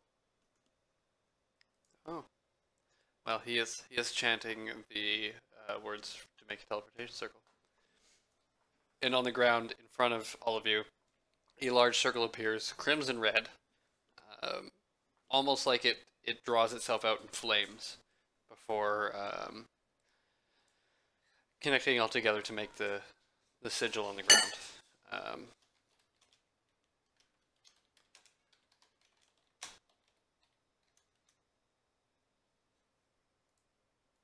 Um, it is the shape of a teleportation circle, yes. It's kind of made a little bit differently.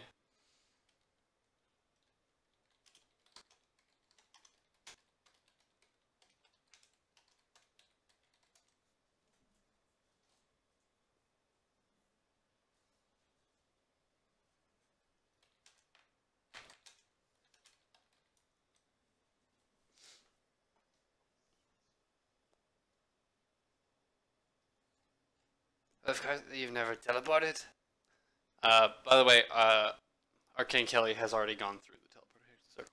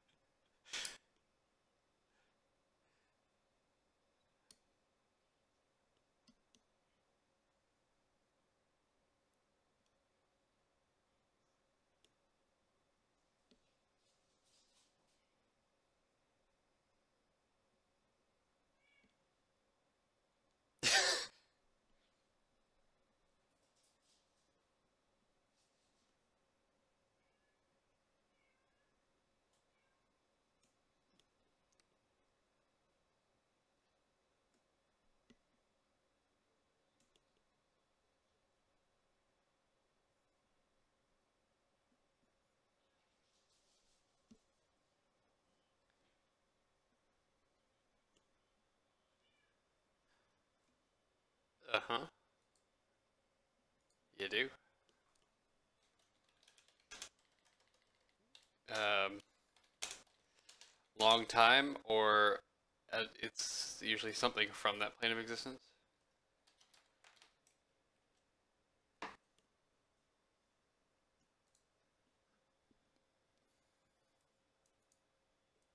Um,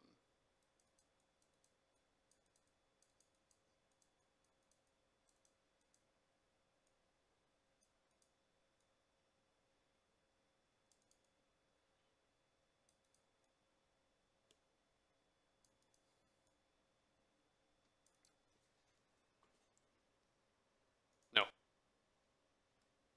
Sending is a message one way. Um, so Arcane Kelly, you hear Shishun's voice in your head go, "Are you okay?" Which you are in a mountain pass. You are fine.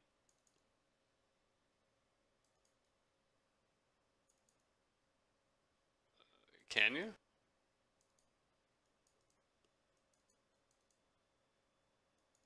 It can answer in like manner immediately. Yeah.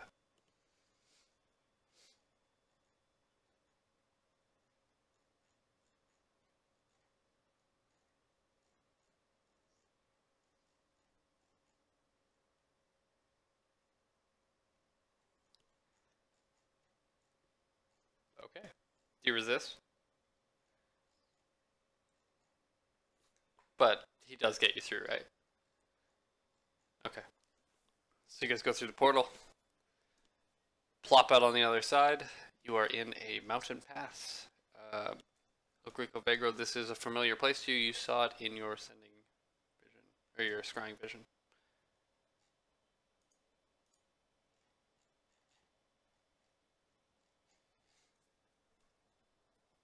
Uh, yeah, you're just in a mountain pass right now. It's high walls on each side, double file through this.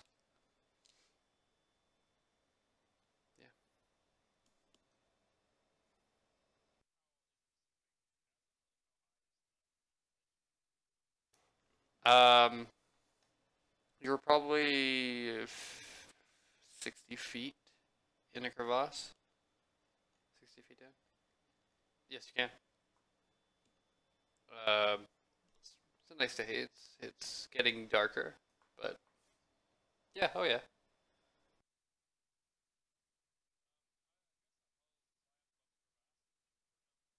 Okay. Make perception check.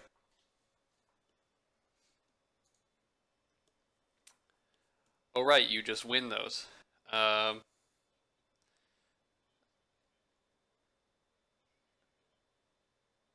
um, so you fly up, and you can, looking to the east, you can recognize the pass as the way you saw two guards running.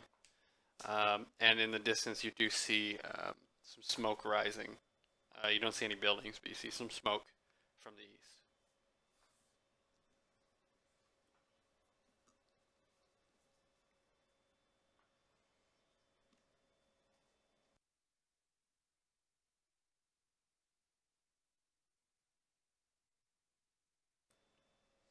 Okay. So as you guys travel that way, um, you're traveling for a good hour or so. It's a little bit of a trek. He didn't really teleport you to the most advantageous position. Um, you guys get to a point, however, where it forks into two. You did not see this in your scry. One to the right, about an hour.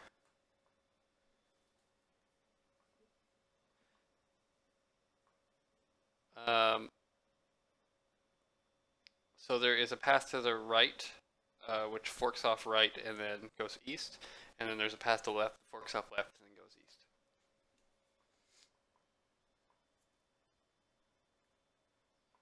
Um, sure, make a survival check. 20. There are tracks going both ways. the path to the left has more tracks going the opposite direction of you, and the right path is more going in the direction you're traveling. Yes.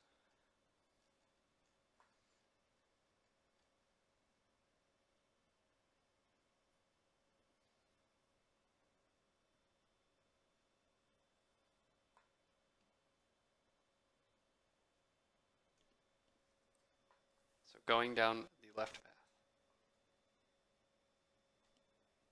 Alright, I'm going to make a call in Discord. I'll be right back.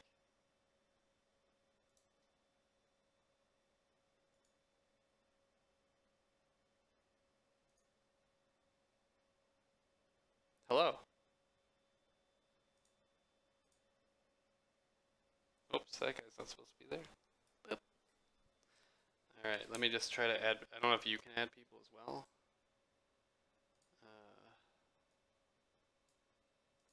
That work? How do I call these people? Oops. Alright, I have to figure out how to add people here. Oh, I have to run the video here.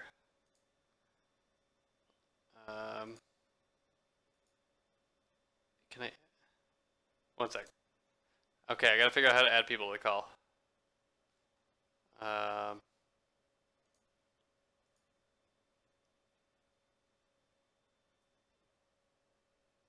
Yeah, I've been in calls with multiple people.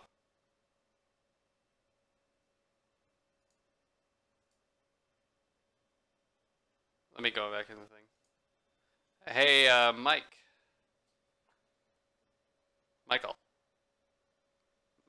Michael. How do I make a call with multiple people?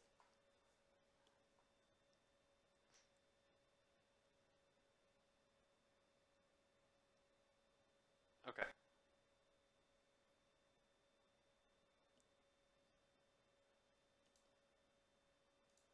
Alright.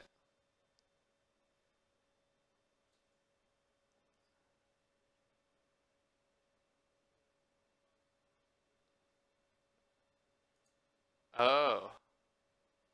You can add to create group DM.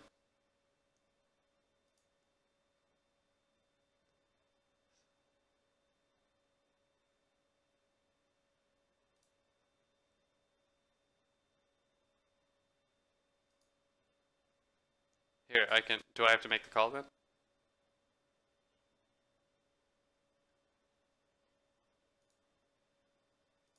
Okay, so Banjos, Jed, Michelle, boop, boop, boop.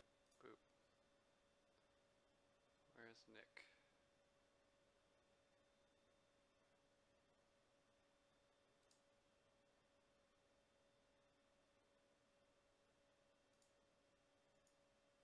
Add friend. Oh, I have to verify my account, add Nick's a friend.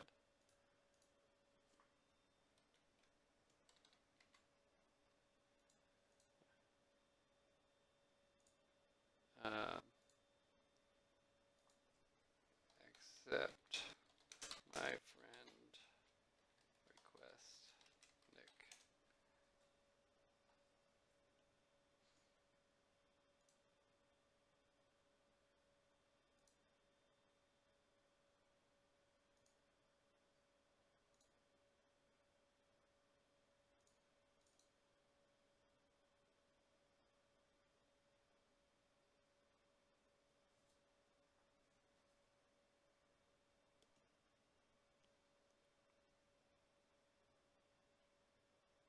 Yes.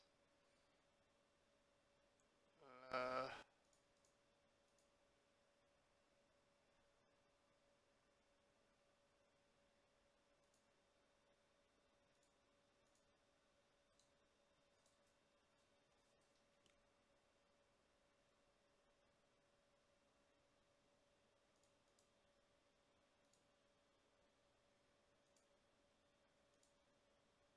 Let's see.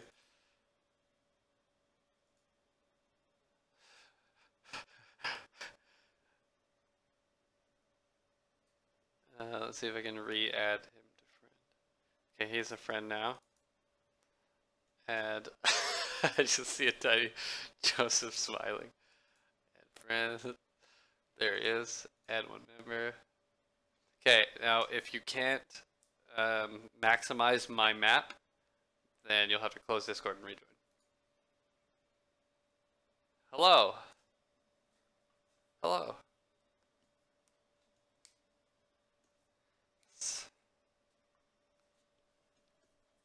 So, you guys took the left path, is that correct? So, without delay, there's my hand. Hey. So you guys went down this path over here. What is your marching order?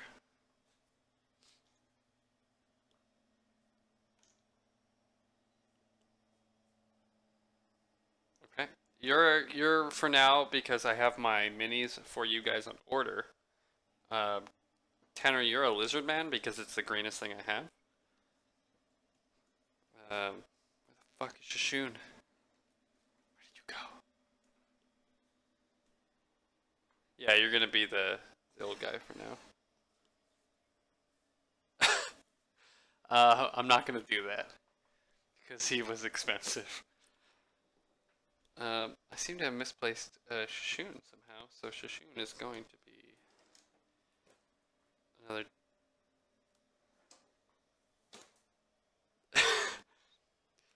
So.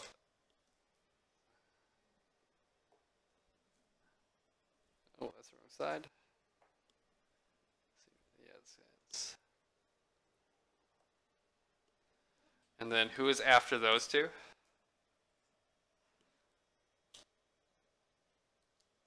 You're the Durgar female. I just had Nick's character in my hands, so for now, Nick is gonna be Ulrich's old character.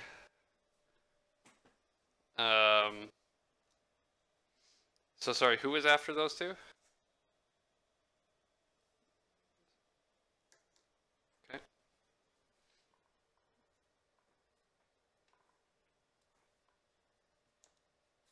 Oops.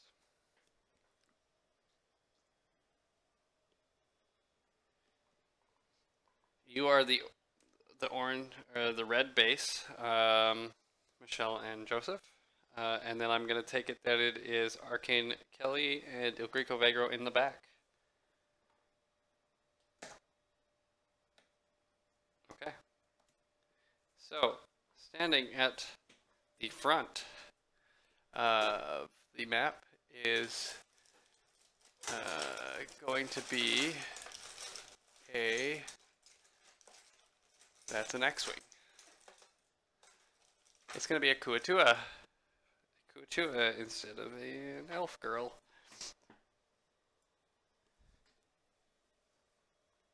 Yep. I've got actual models for each of your characters on the way. But they're coming from... I don't know what the shipping's like because their warehouse is in Florida. So...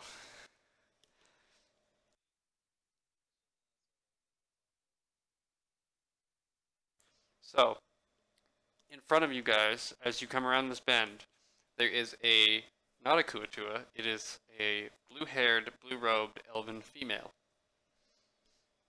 who is standing at the entrance to a very busted-up temple. There are a couple corpses on the ground, and she is just standing there, arms crossed. Oh yeah, she's looking right at you.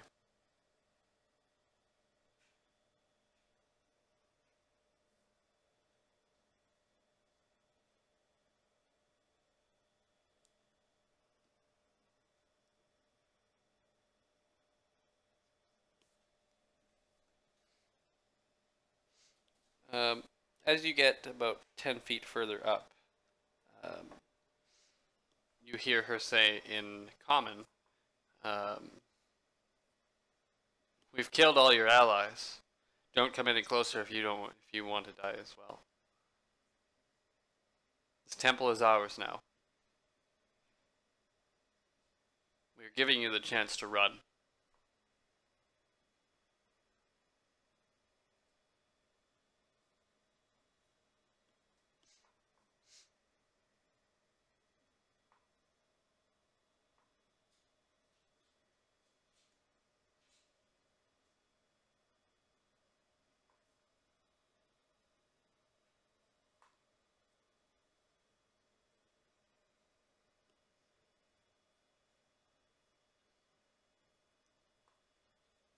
She goes, "Your threats do not frighten me, Plant Man.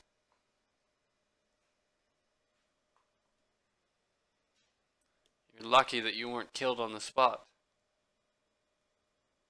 But this temple is ours to destroy. Do not get in our way. Your people have done enough damage to these islands already."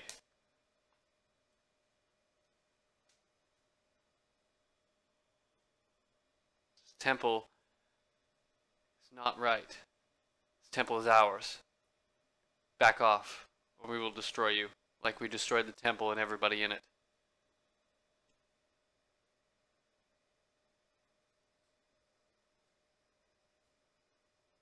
We are the gods.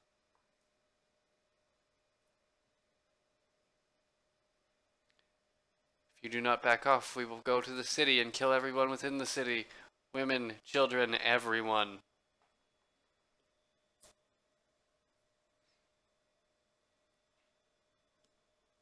You should be thanking us. We are protecting you.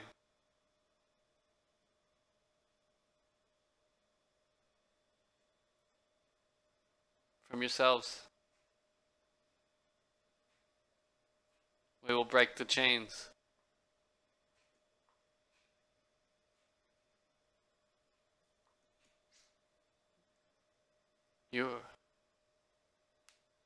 My argument is you leave or die.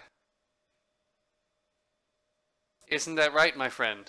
And you see, flying down from the sky and perching up here,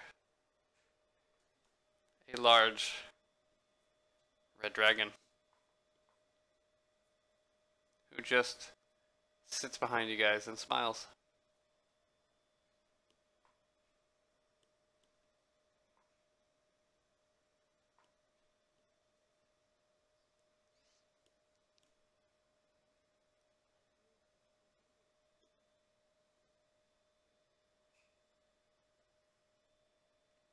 I will give you 30 seconds to comply, or we will destroy you.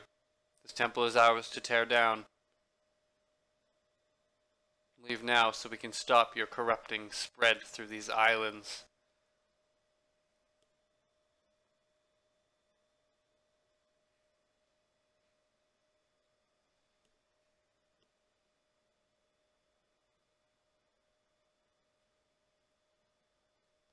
We're killing the invaders. We're breaking their chains.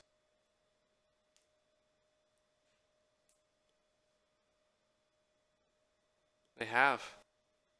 And we're removing them.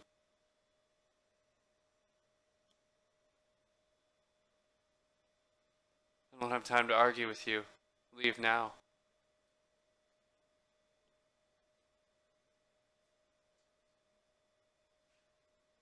We've been here for a long time. I'm protecting my land.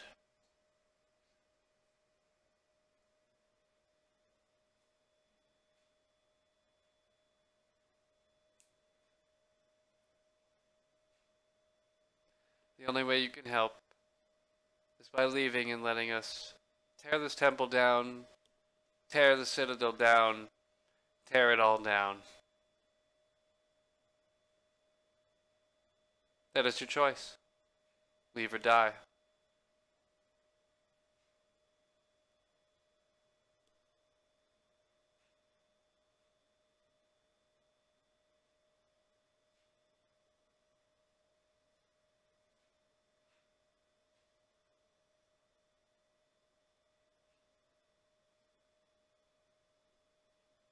What would that be? can try. And you see her start to shift her form and take the form of an adult blue dragon.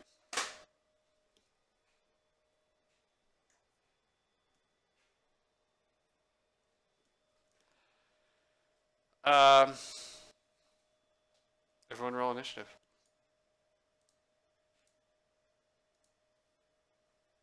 It is now reset.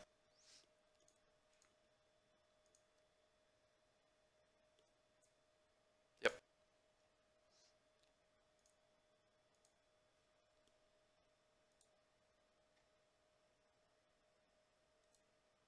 Oh, that's not music.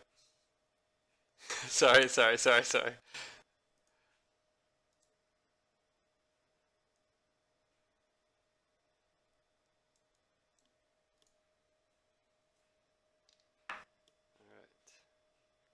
Blue dragon rolled a... Oh, fuck, I got my camera on the wrong screen. Put that over there. Blue dragon got... what? Really? Blue dragon. Come on. You got an 18? Oh, right, you have advantage, right?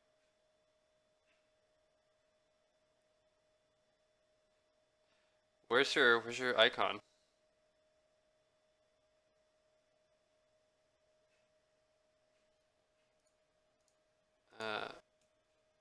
So you click on your thing, there's a picture of you on the bio. Oh yeah, Joseph hasn't seen your picture, you're just a librarian. Which number are you right now, Tanner?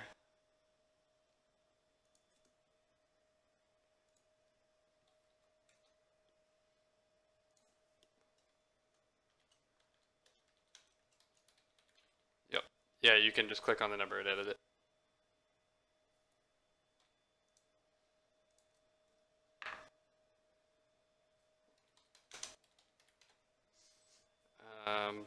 Okay, I rolled super poorly on them.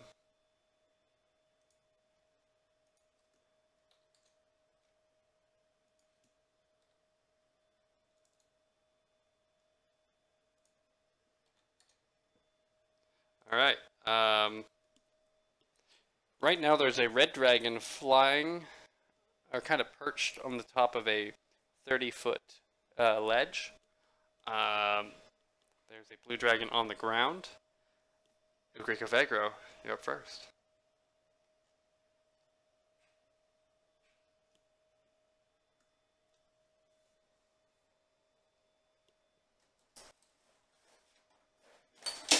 Whoops.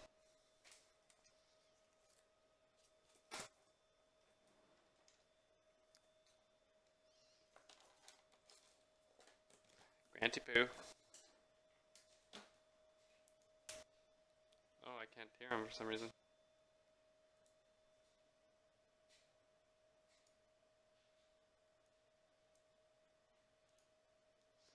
Leave the call and come back.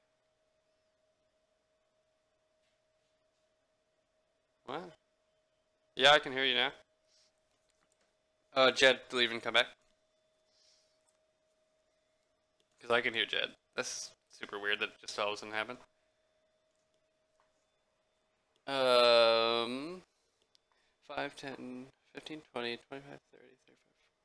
From you is about 50 feet, 60 feet.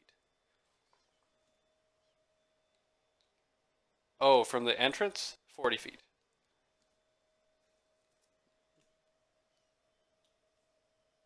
So you're getting on your broom and you're flying.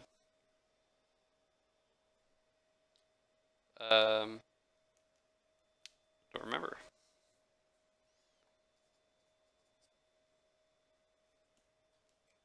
Yeah, you're not that fat, so.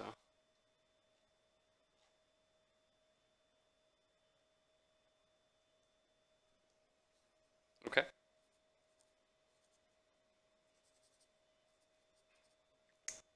Oh.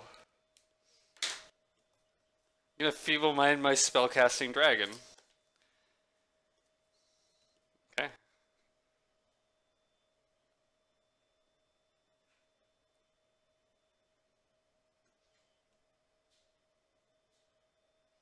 So +3 to my intelligence. So I rolled a 12, but I will use my legendary resistance to succeed. Yep. One legendary resistance is down.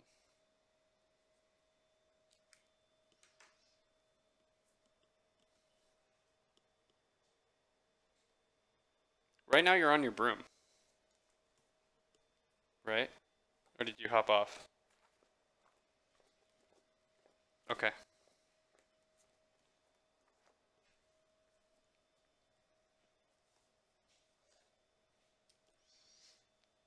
Okay.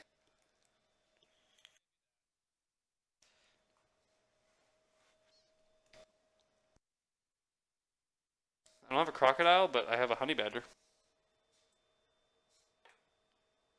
Okay. But you are a token of a honey badger for now.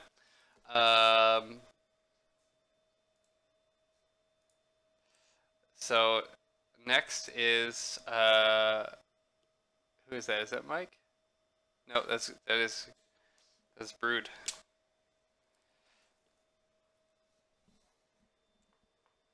Yes, you can.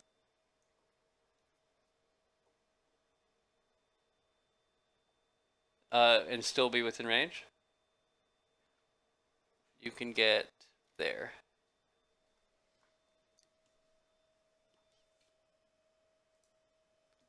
Okay.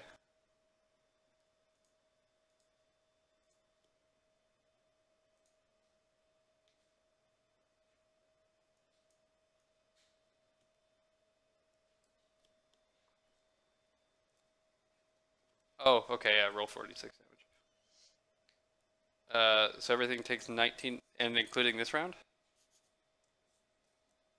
Oh yeah, because your Path of the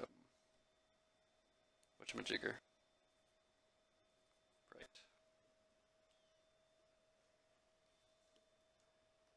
Okay. So you've raged with Divine Fury. Is that your action, or is that your bonus action to rage? Okay. Yep.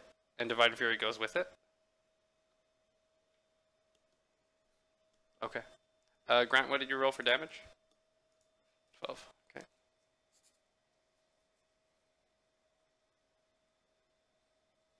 Okay.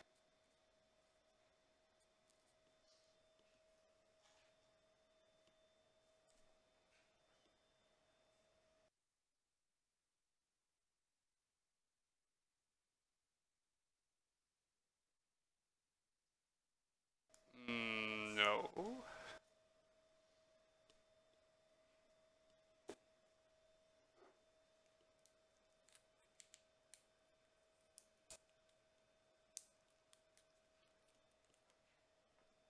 19 is a miss.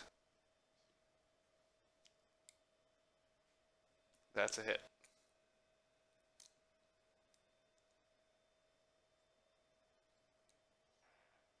Is that including your rage damage?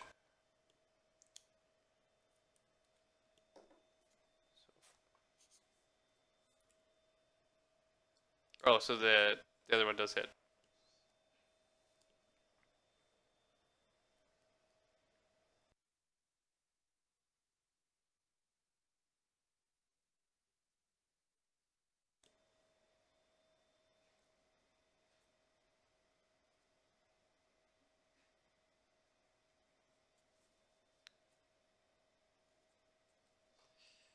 Okay.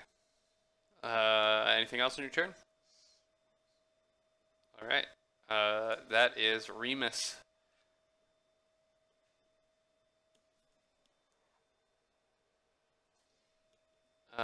In the left. Let me just look at my. I mean, it might be cover from the red dragon. Yeah, yeah, you can probably get in there.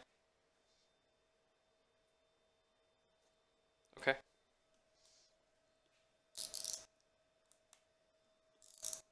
Okay.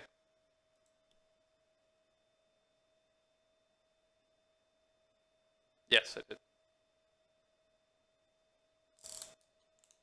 24 hits, 27 hits. Why did you roll 6 times?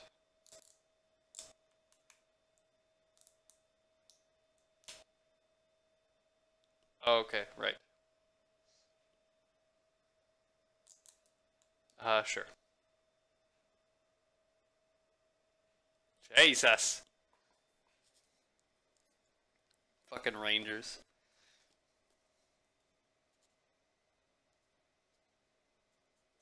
Alright. That is Pip Pip. Actually, at the end, sorry, before that happens, at the end of Remus's turn,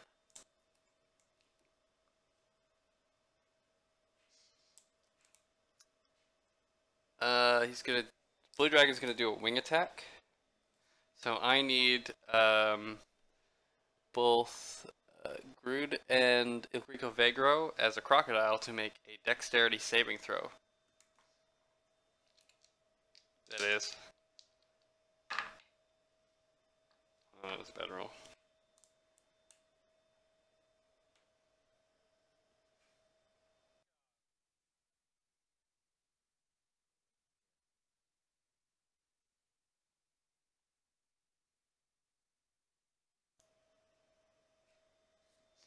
Both of you fail.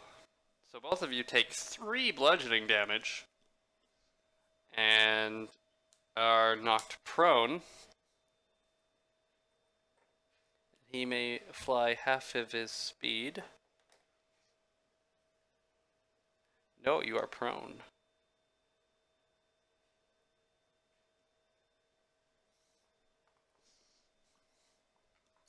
Now it's Pip-Pip's turn.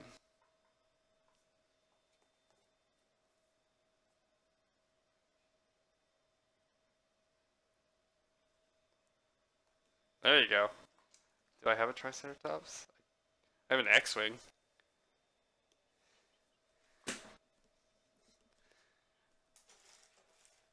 Actually, I'm going to make you a carrion crawler for now because it's a big thing I have. Where the fuck are you? Oh, right. You're kind of behind people. You should move. You should probably move a little bit first.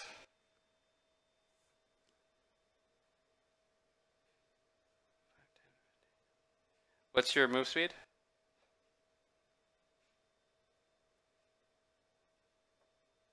Yeah, you won't be able to get through there as a Triceratops, though.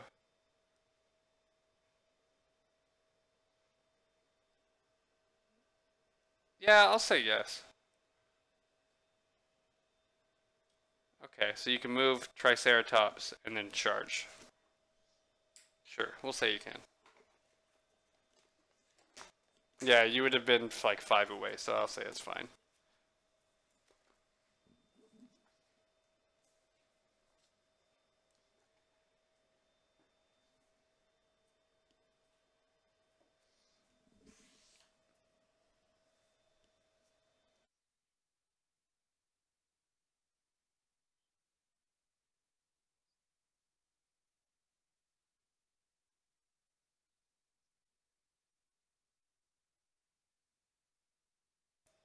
Yes. Are you guys rolling with dice or on the... Okay.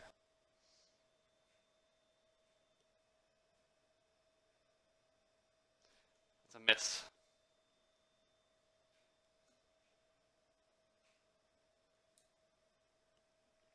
Okie dokie. Shishun. He did land again, yes.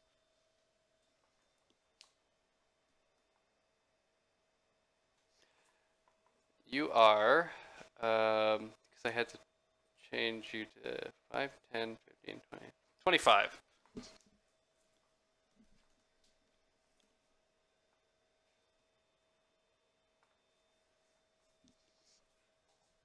Oh.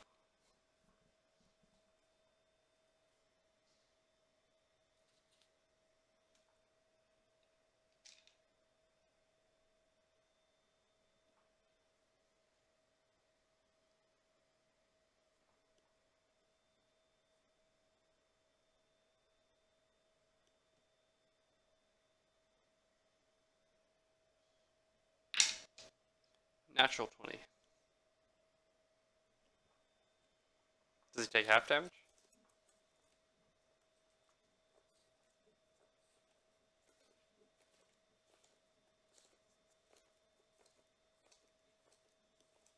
I think he can.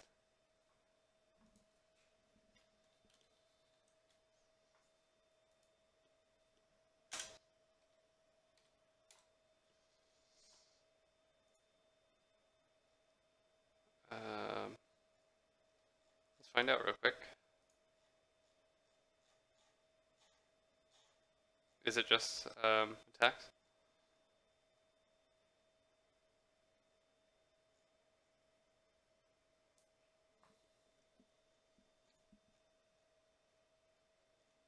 Okay. I mean, he would have used the legendary resistance either way. Okay.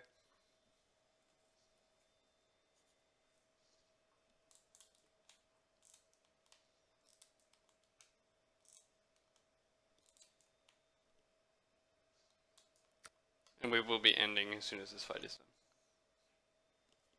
Jesus. Okay. Okay. It is the blue dragon. I need, is this a line or is this a, it is a line. So I need, Pipip as a Triceratops' dex, Shashun,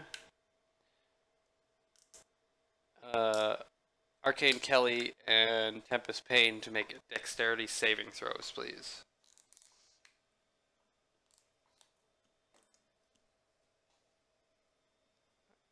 Arcane Kelly fails. Tempest Pain fails. Shashun succeeds.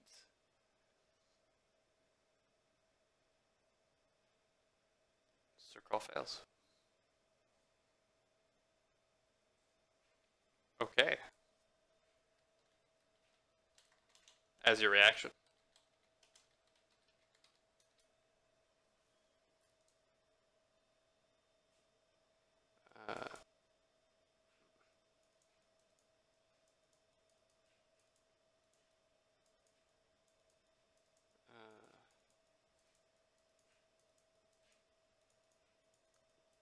So you're casting it at what level? Okay, so you have resistance to lightning damage. Alright, I'm gonna roll in here.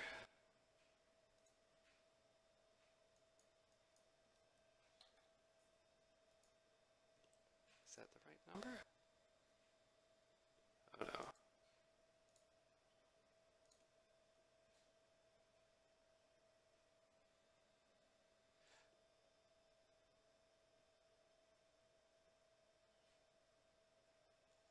You're what?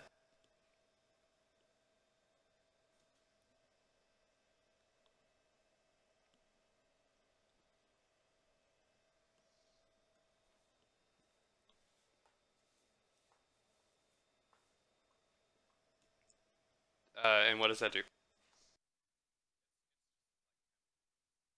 Okay. So Tempest Pain and the Triceratops form take 69 lightning damage. Shashun and Arcane Kelly take 34.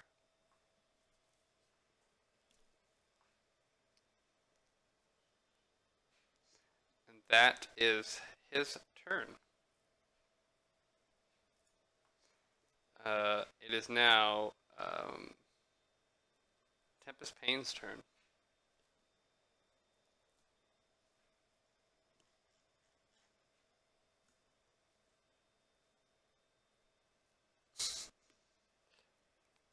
What are you casting?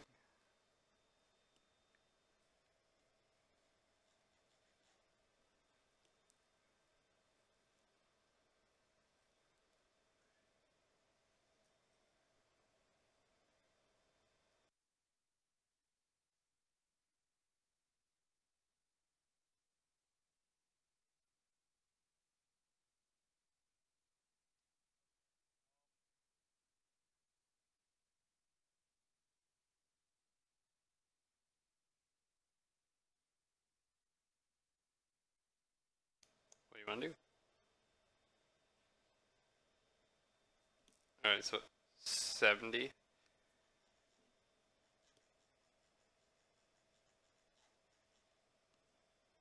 Okay. You're staying where you are?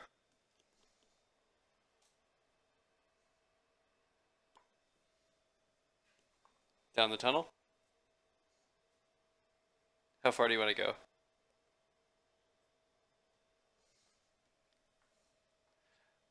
Alright, it's the Red Dragon's turn. Who's going to fly...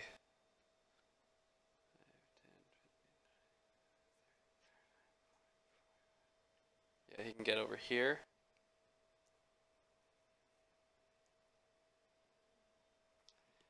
And I need Okriko Vega with disadvantage, Triceratops, Remus, Shishun, and does that have line of sight? How far is it? 60 feet. 5, 10, 15, 20, 25, 30, 35, 40, 45, 50, 55. So you're just out Tempest Pain, but Arcane Kelly is in. So I need everybody but Tempest Pain and Brood to make a dexterity saving throw. Disadvantage for El Greco Vegro, because he is prone.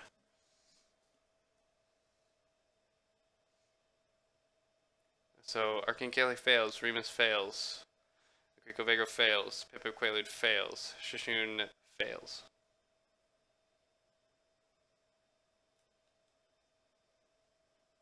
Okay. I'm gonna roll on here again.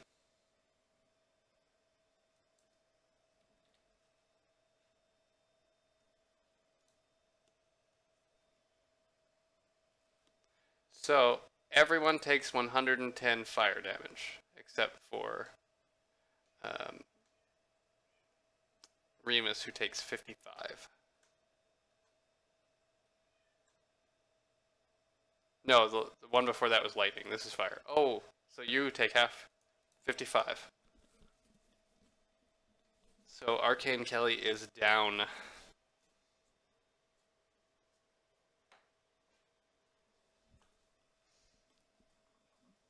That is his turn. It is Arcane Kelly's turn. Make a death saving throw.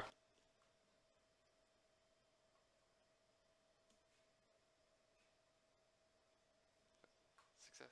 Yep. Let's make sure that's not the ancient real quick. Nope. That is correct.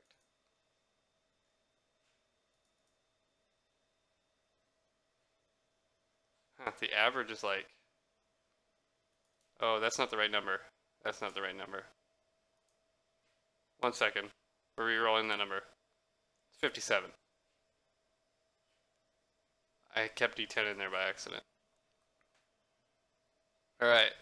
So, Arcane Kelly is probably still alive. Because you only take 57. Remus then only takes 26. Or sorry, let's do 28. Shishun also only takes 28. And the Triceratops only takes 28. And Greco Vegro also only takes 20, or 57. So both of your forms are still up for Triceratops and Crocodile.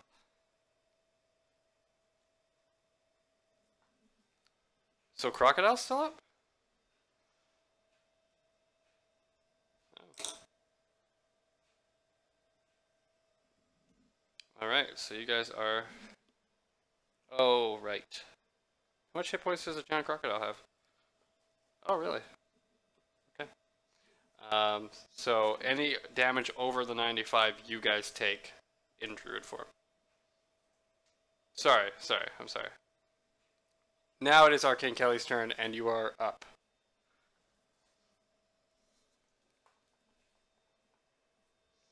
Um, 15 by 15.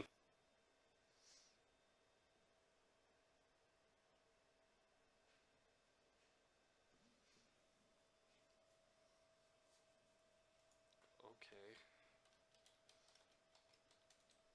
You've brought a whole bunch of shit that I wasn't expecting.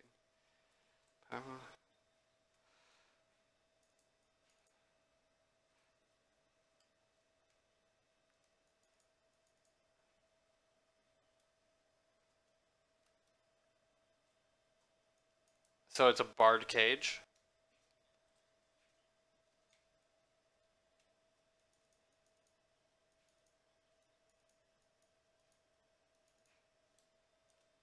Okay. Alright, so he is caged. Would you like to do anything else?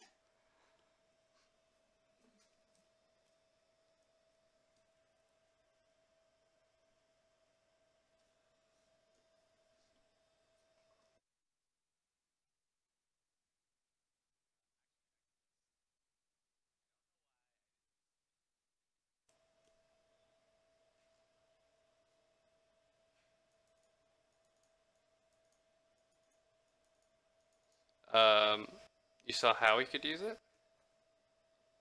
Yes, yes. You saw that it reached you but didn't hit Tempest Pain.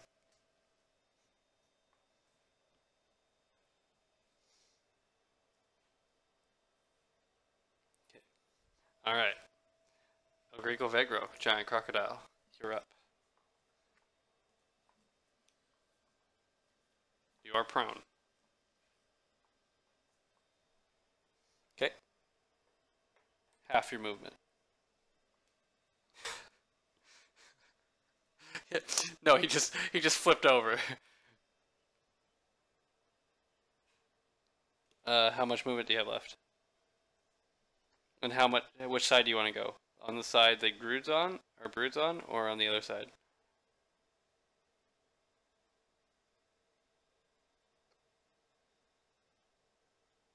Oh, behind the blue dragon. 5, 10, 15. You can get there. Okay. Okay.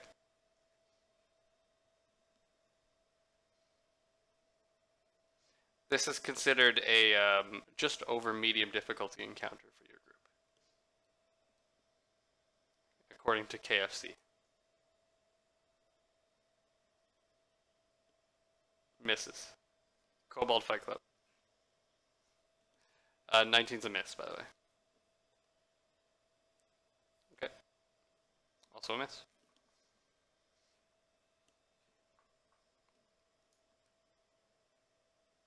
Alright. Brood.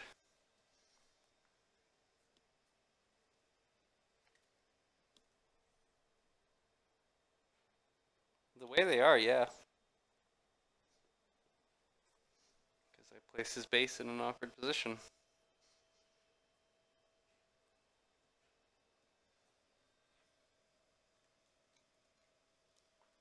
Okay. So you have advantage.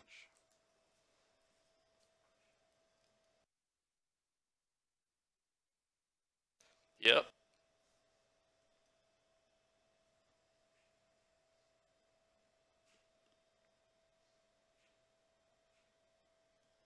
Are you not doing reckless on the second attack?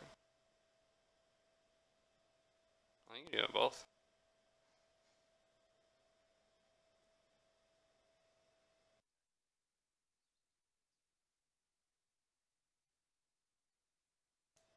Technically, it's two separate attacks.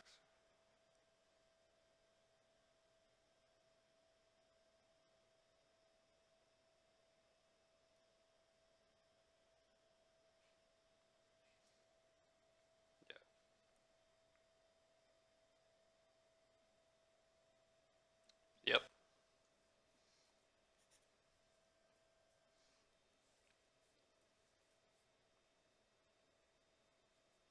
Alright, so that blue dragon is looking kind of hurt.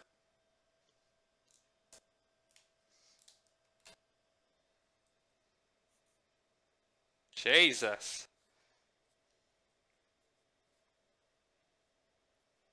Okay, the blue dragon's looking a little more hurt.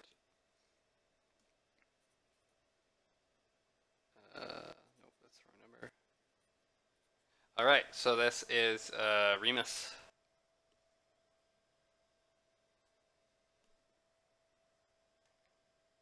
I can't hear him if he's talking. Oh, there it is. Okay. On who? On who?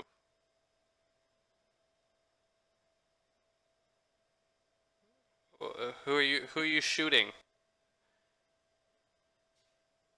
Okay, you gotta specify that because they have different ACs. Okay, the 20 hit. The 20. Yes, they both hit. Yes, you do. Woo! Okay.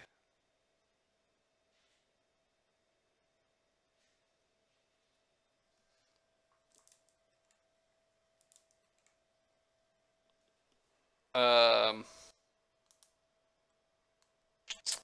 Nope. Not really.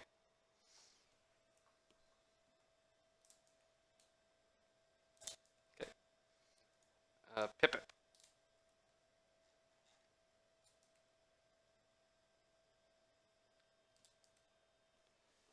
Everybody's pretty hurt.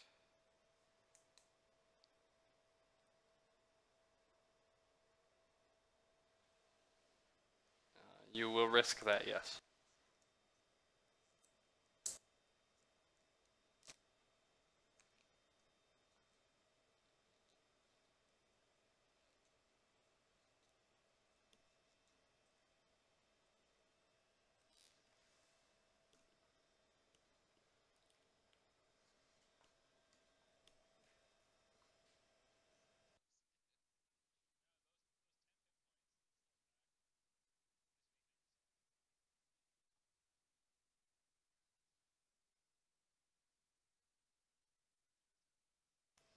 Alright, you are again a Triceratops.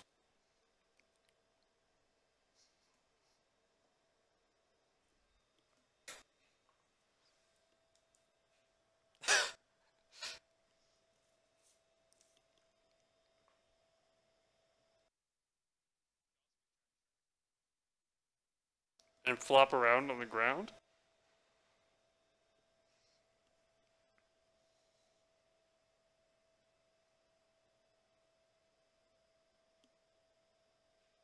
Alright.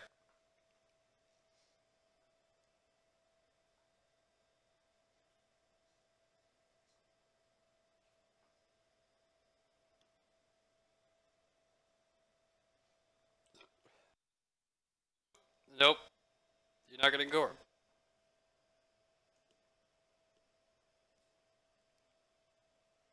Is that your turn?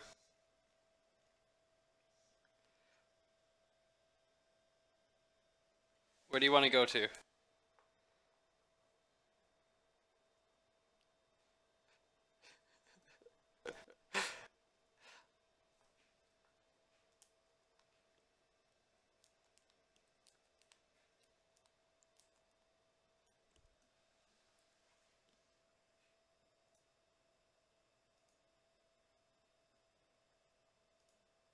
Where do you want to go?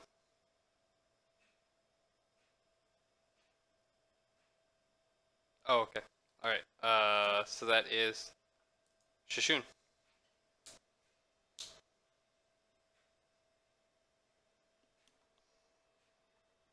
Okay.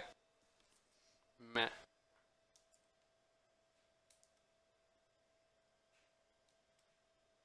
Ooh.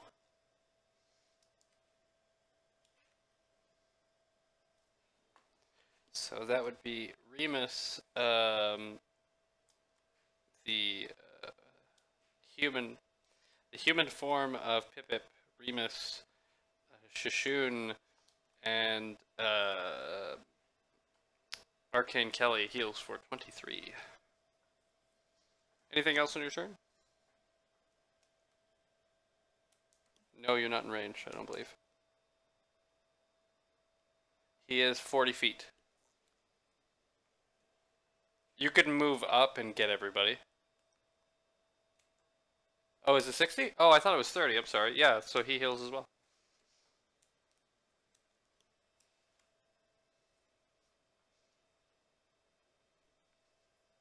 Okay.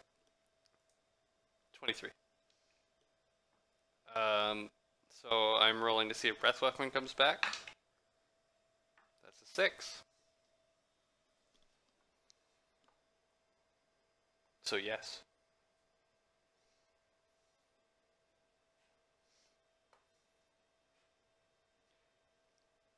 Triceratops and Shishun make a dexterity saving throw.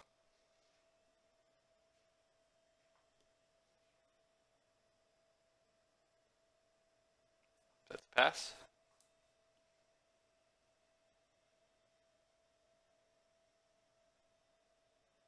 -1. I'm rolling on here again.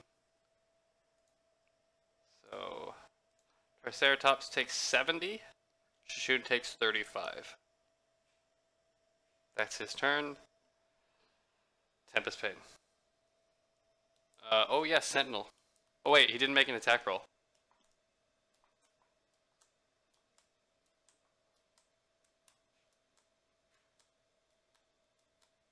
No, it's Breath Weapon. Sure, yeah, you can make the attack. Sure, go ahead. Yes!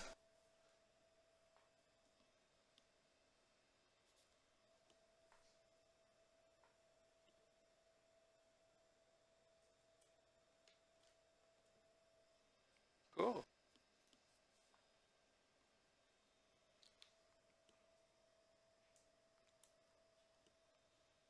Can you grapple? Can you grapple a huge creature? Oh, you are. Oh, yes, he is grappled. Tempest Pain, you're up.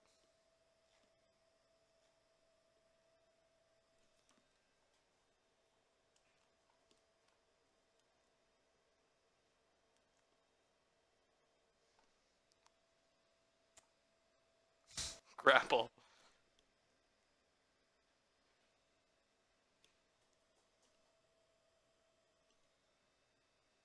Didn't expect that.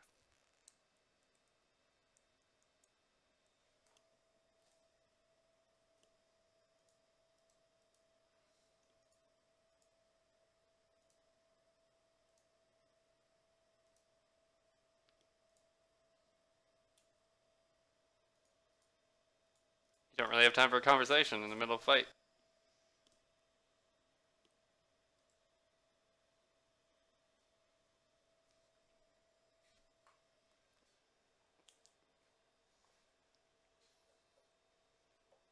What's the range on it?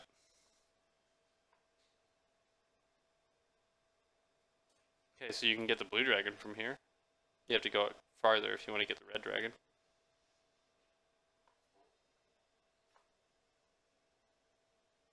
What's your movement? Yeah, that's as far as you can get.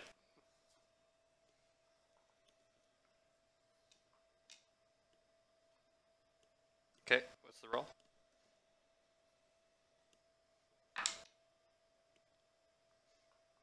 I rolled a 23.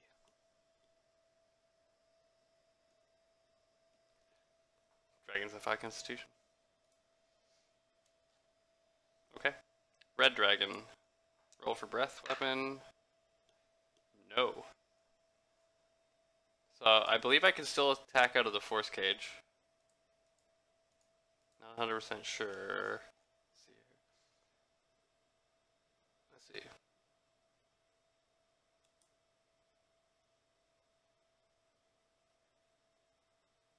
So he's gonna end his turn. And you're up, Mr. Kelly.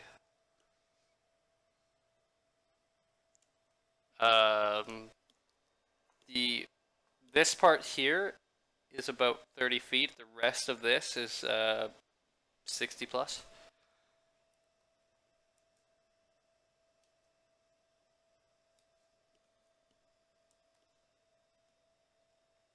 Okay. Make an athletics check.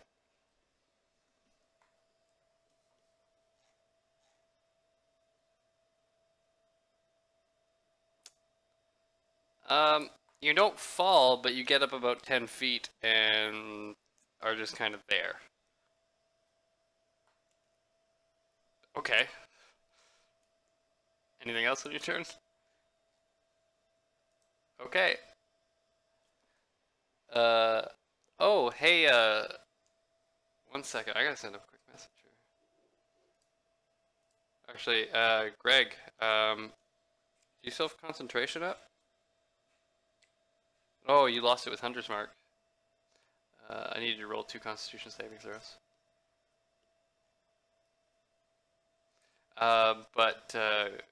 Ilkrico Vegro, you're up.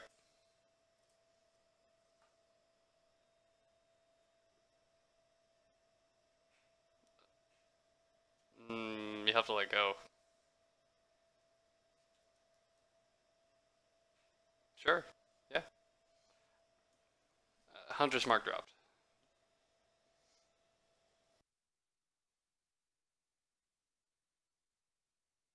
Second one hits.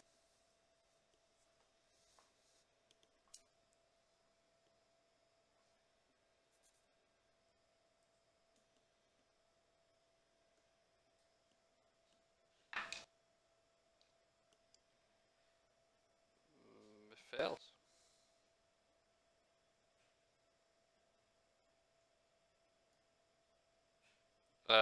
No advantage on melee attacks against them.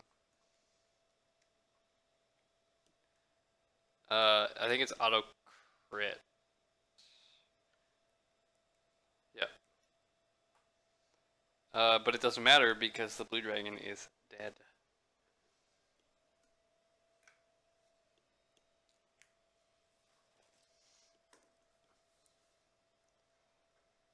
The red dragon roars loudly. Anything else you want to do in your turn?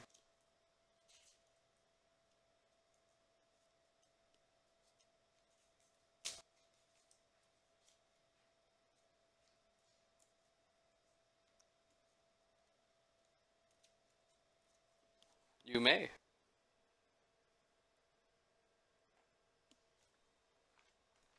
Well, you guys can't do anything to each other because he's in a cage.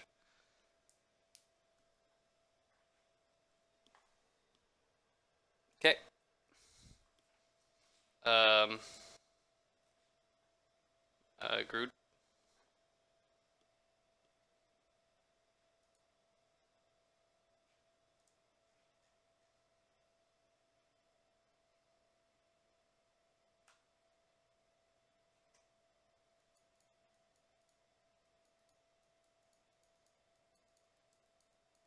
Prevents any matter from passing through it.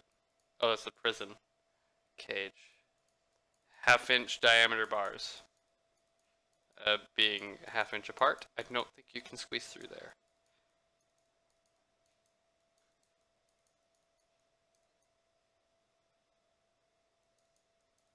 The prison is in the shape of a cage. It can be up to 20 feet on the side. It is made from half-inch diameter bars spaced 1/2 inch apart. I'm gonna say you can't go in. It's in a cage.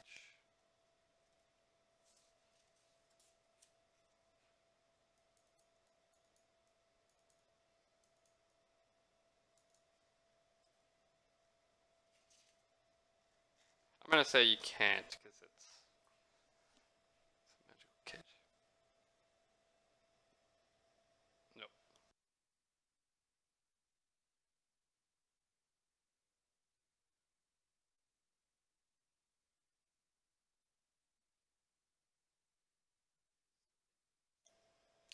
Um.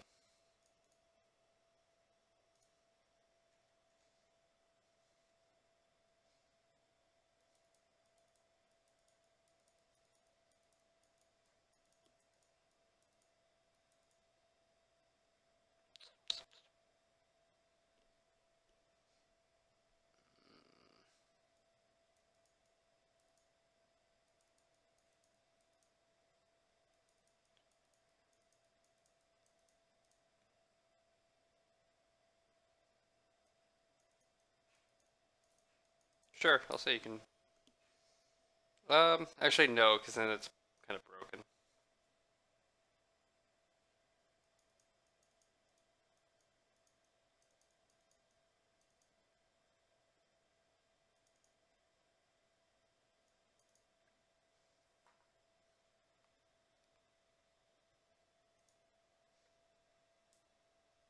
guess that's Remus's turn.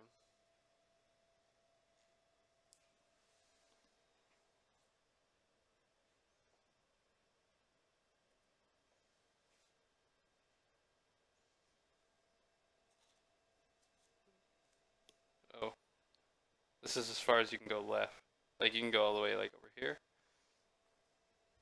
You can't shoot through the bars. Actually, you have sharpshooter, don't you? You ignore 3/4 cover.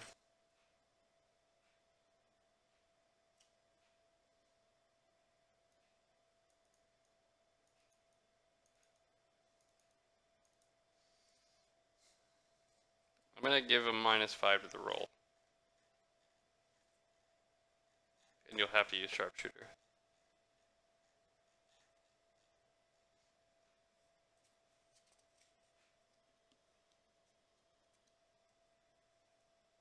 Okay.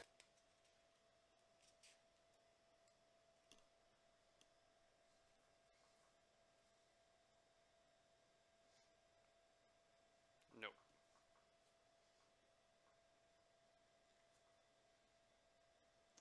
Pip Pip. There's honestly not much you guys can do to him right now.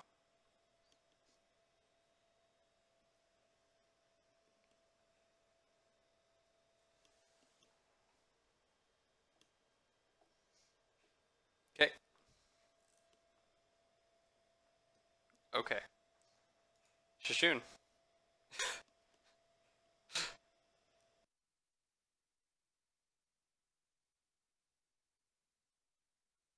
Shishun, what would you like to do?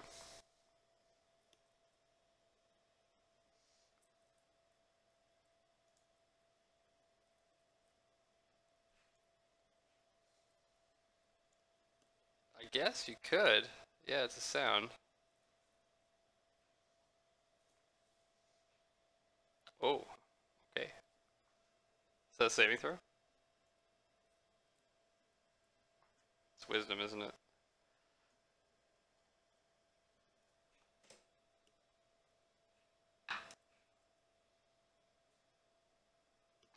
That's a fail.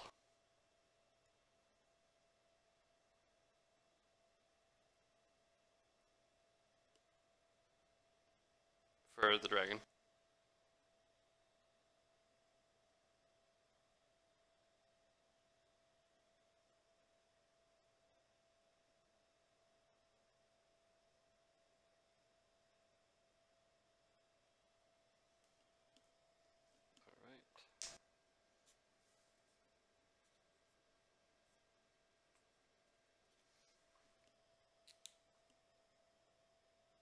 I can't.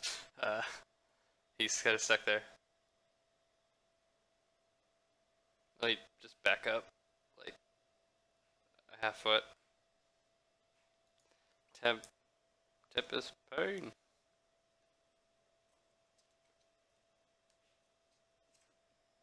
Tempest Pain.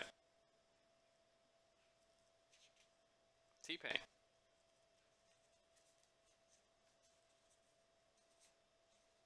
T-Pain. You're gonna lose your turn.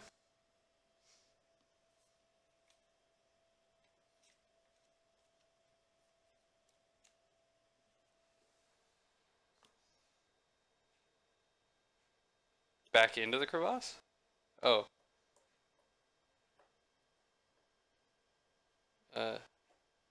Oh yes, that's right.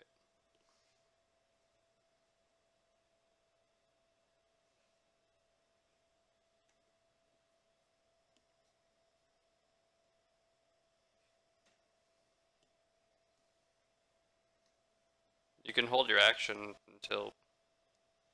What action are you holding?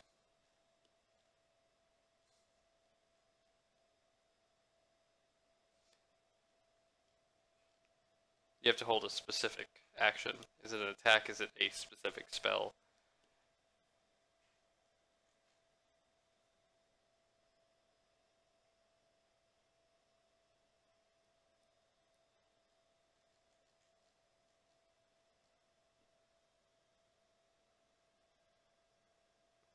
Yes? You hit everybody else?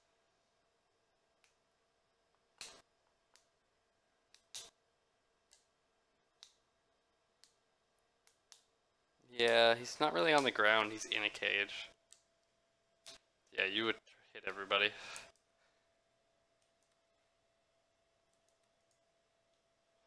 Well, dragon gets his flame breath back. He's going to turn. Whoops.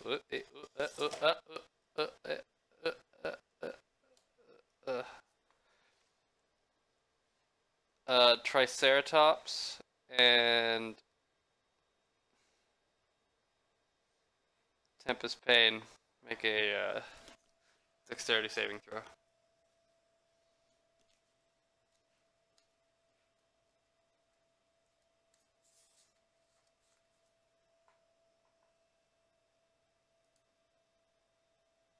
That's a fail. And Pip, that's also a fail. So you guys take 66 fire damage. And that's his turn. Arcane Kelly.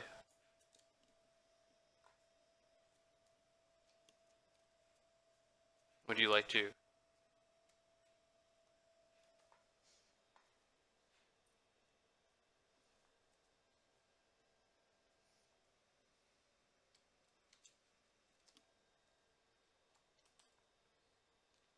Would you like to drop your cage?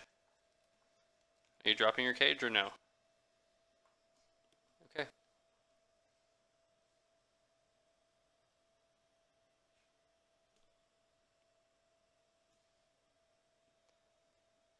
You don't hear words, you hear laughter. I guess it's Elcrico Vecro's turn.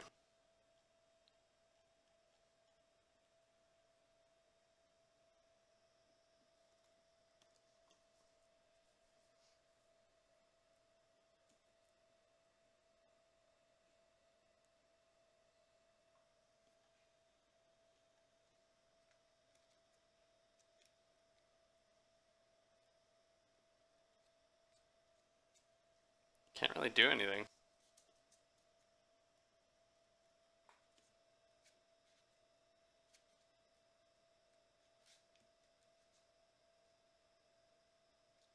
Thorn Whip won't work. Nope.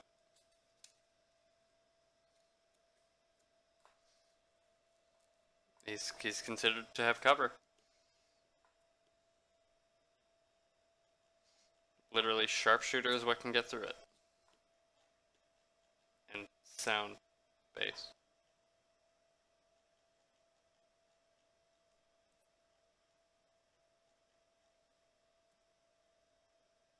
You can hold your action until there's no cage.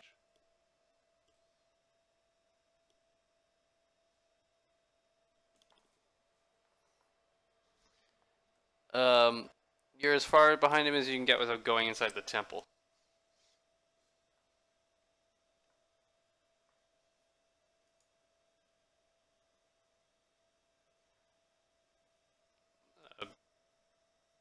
Brood.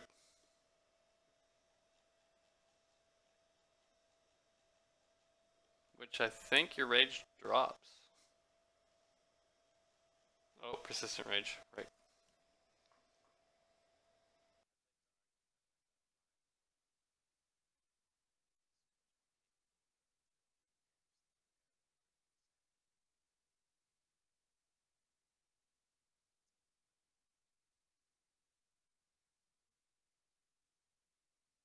Right. 19. I'll add the previous one as well. Anything else on your turn?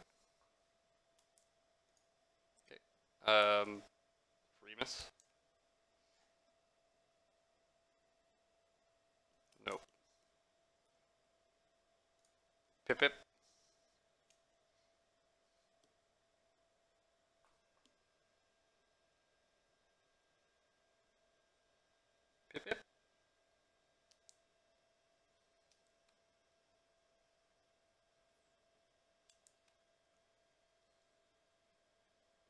Joseph and Michelle.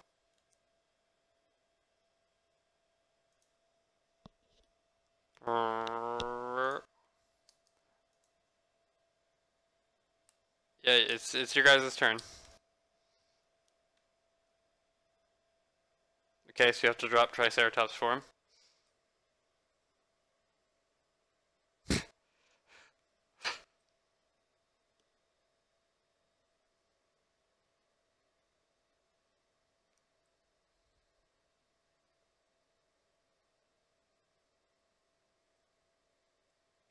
Okay, I can barely hear Joseph, so somebody tell me what he's doing.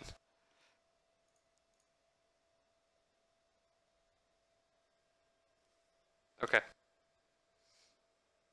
You may do that. So roll your 2d8 and Shishun.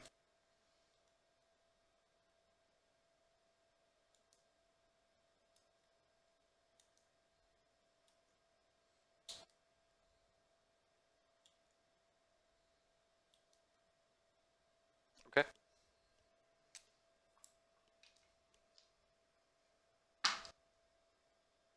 That's a fail.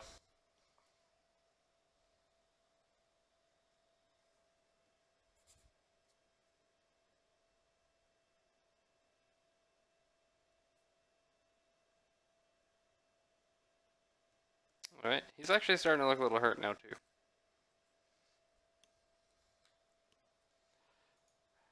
Tempest Pain.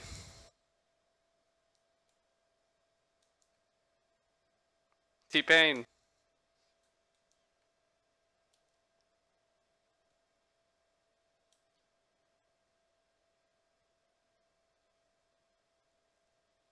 You're typing, I can hear you.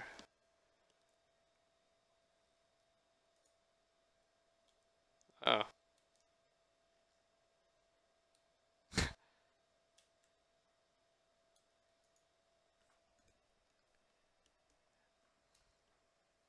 Yes, it is.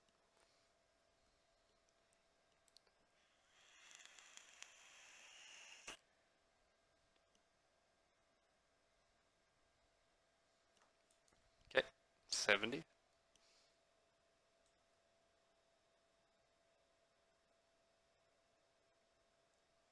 Oh. Okay. Anything else on your turn? Dragon. Breath weapon? Yup.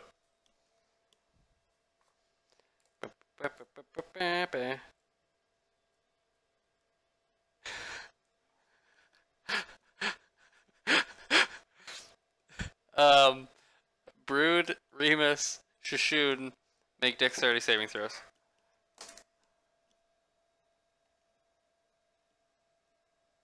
Okay. Nice. So you take quarter damage. Uh, so, no you don't. So Brood, you fail.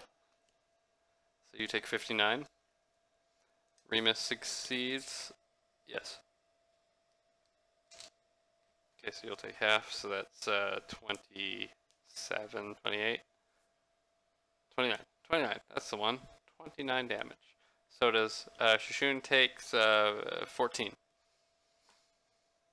That's his turn. Arcane Kelly.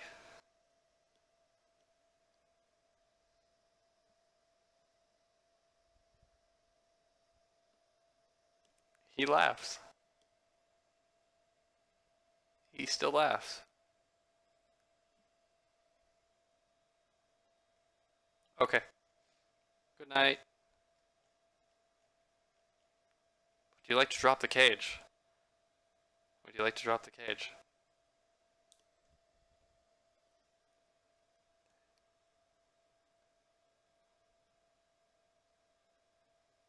He looks pretty beat up. Okay. So you held your action, so you may make 2 attack actions because you're up next anyway. El Greco Vegro.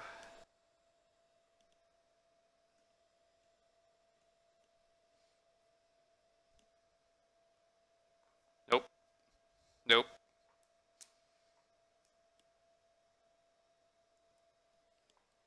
No, he's within 30 feet. Yep. Sure. That's a hit. You hit once.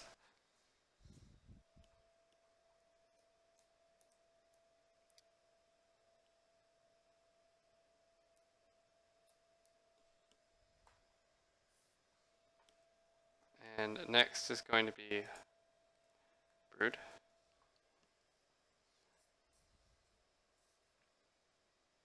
Your second attack was your tail, wasn't it?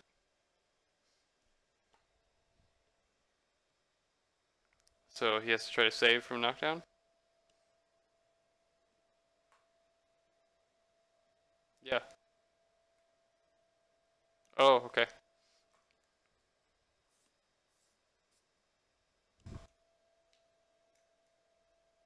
Okay, roll them again.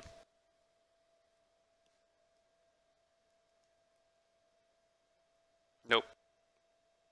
Hey, max damage on tail.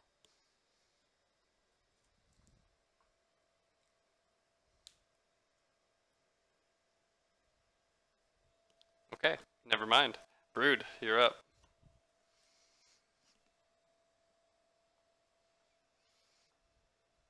You don't need to, you have advantage. Okay. Alright. And he takes 19. Yep. Oh yeah.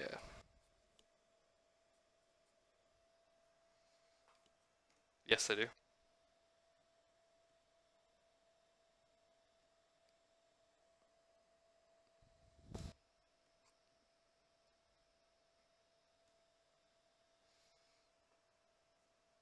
Okay.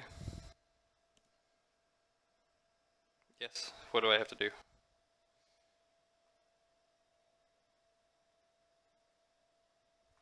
Let's make it a, roll a strength check, or roll athletics, if you have that proficient. 1. He's prone.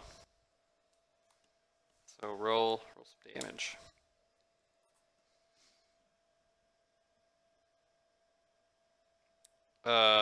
Yes, they would have.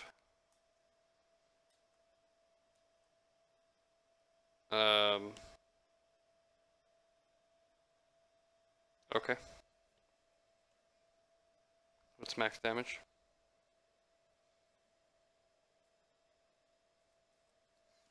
Okay, so you let me know while Remus goes.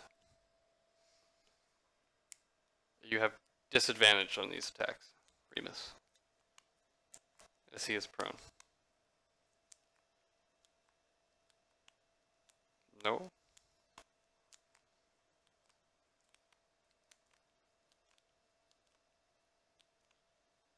Okay. Those both hit.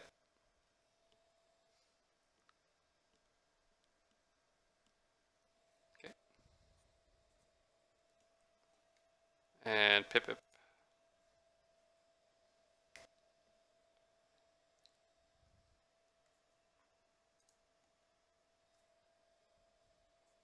Never mind, he is dead.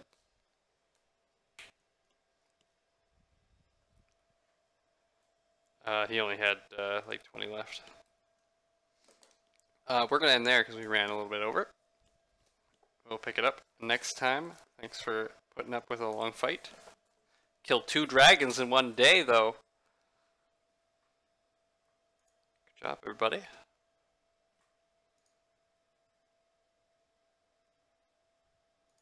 They won't be.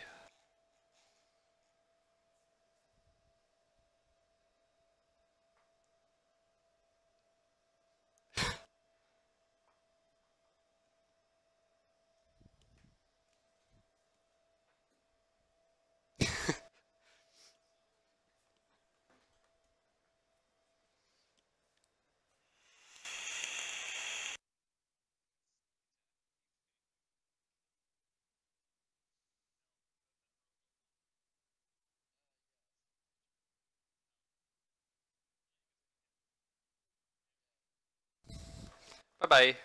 I'm gonna go back in A channel.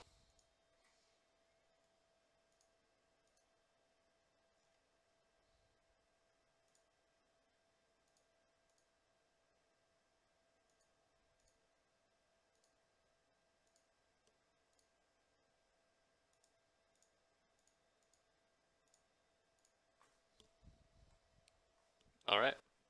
I probably wouldn't have asked you to drop the Force Cage if that fight wasn't taking forever. Which, you eliminated the one dragon for like a super long time, which that fight would have been harder with two, but I didn't expect you to Force Cage. So... my encounters aren't set anymore, so now I can change it for the future. But not with dragons. Well... no, I don't want to do that kind of thing. Things like dragons, obviously.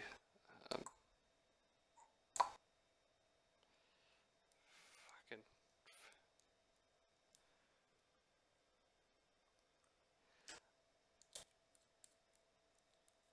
double crocodile fucking 15 honey badger bullshit.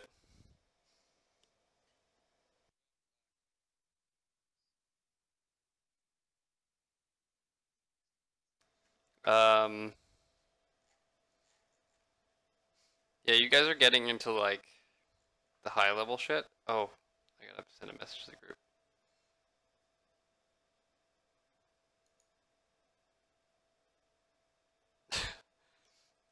Stupid ass fucking Force Cage. I would have fucking multi attacked so many times with that red dragon. Fight for presence, then 3 attacks.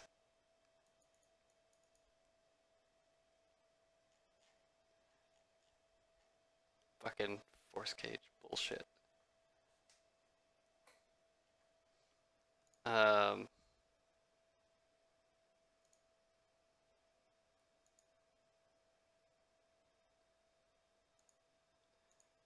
So I'm going to go. Greg, add 1,000 experience for RP. And Jed, because you sang a song or two, add 1,000 experience for RP. Everybody gets how much? And you guys are gonna get more now as well. So the blue dragon was 15,000. And the red dragon was 18,000.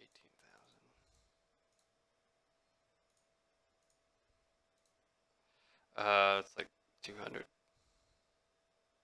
So I'm gonna have everybody add 5,000 additional. Yep.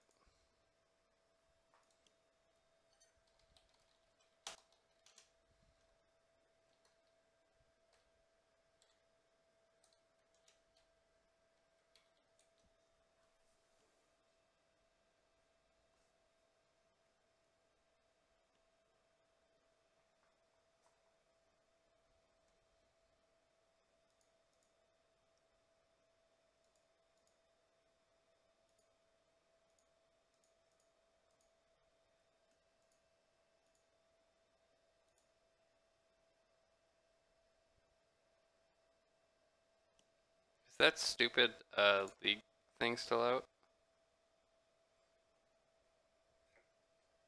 I wish I could win that.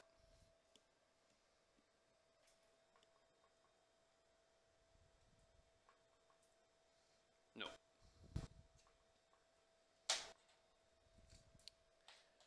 Because the rewards were higher loot tables, but you will see why I can't do that in this one later.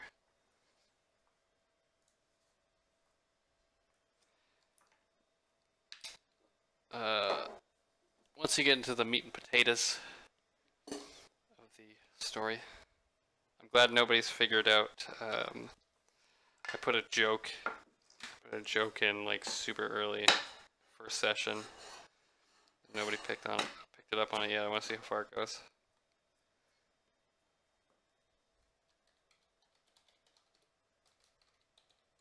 You don't know?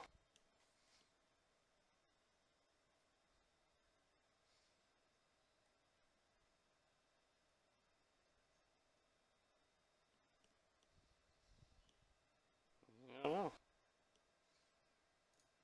Okay, didn't they add this your own personal store to the league? That's why I came. I thought it said that on fucking subreddit.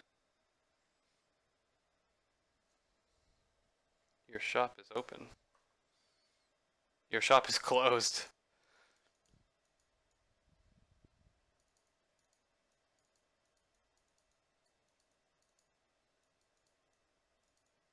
No, they took it down because everybody got the same champs.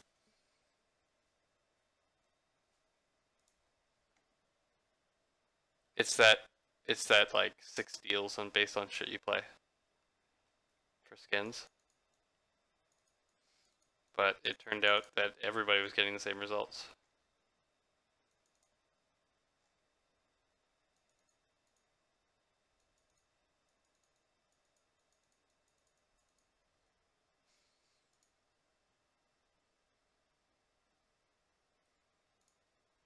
If you're like a one trick or something.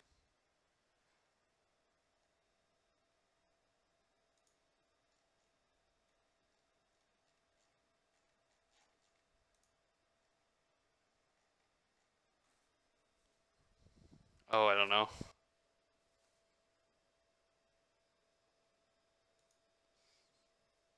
I just want to get fucking the rewards for the special game modes right now because they're giving out so much shit once they eliminate runes and eliminate IP.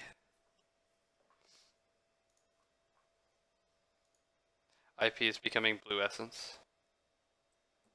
So you're getting 8-to-1 IP for blue essence.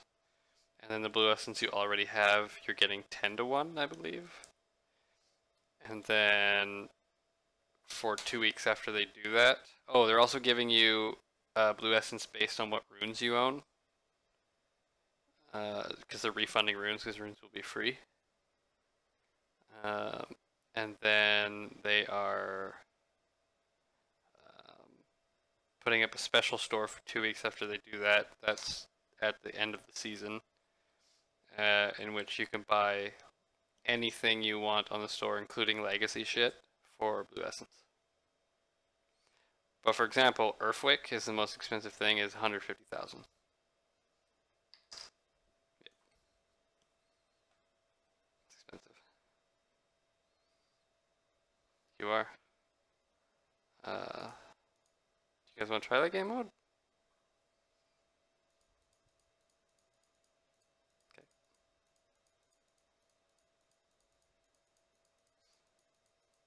Which one do you do, normal or onslaught, Jed?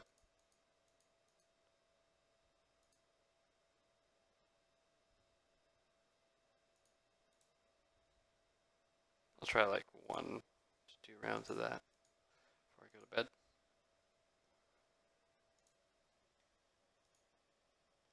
Oh, I gotta turn off mails.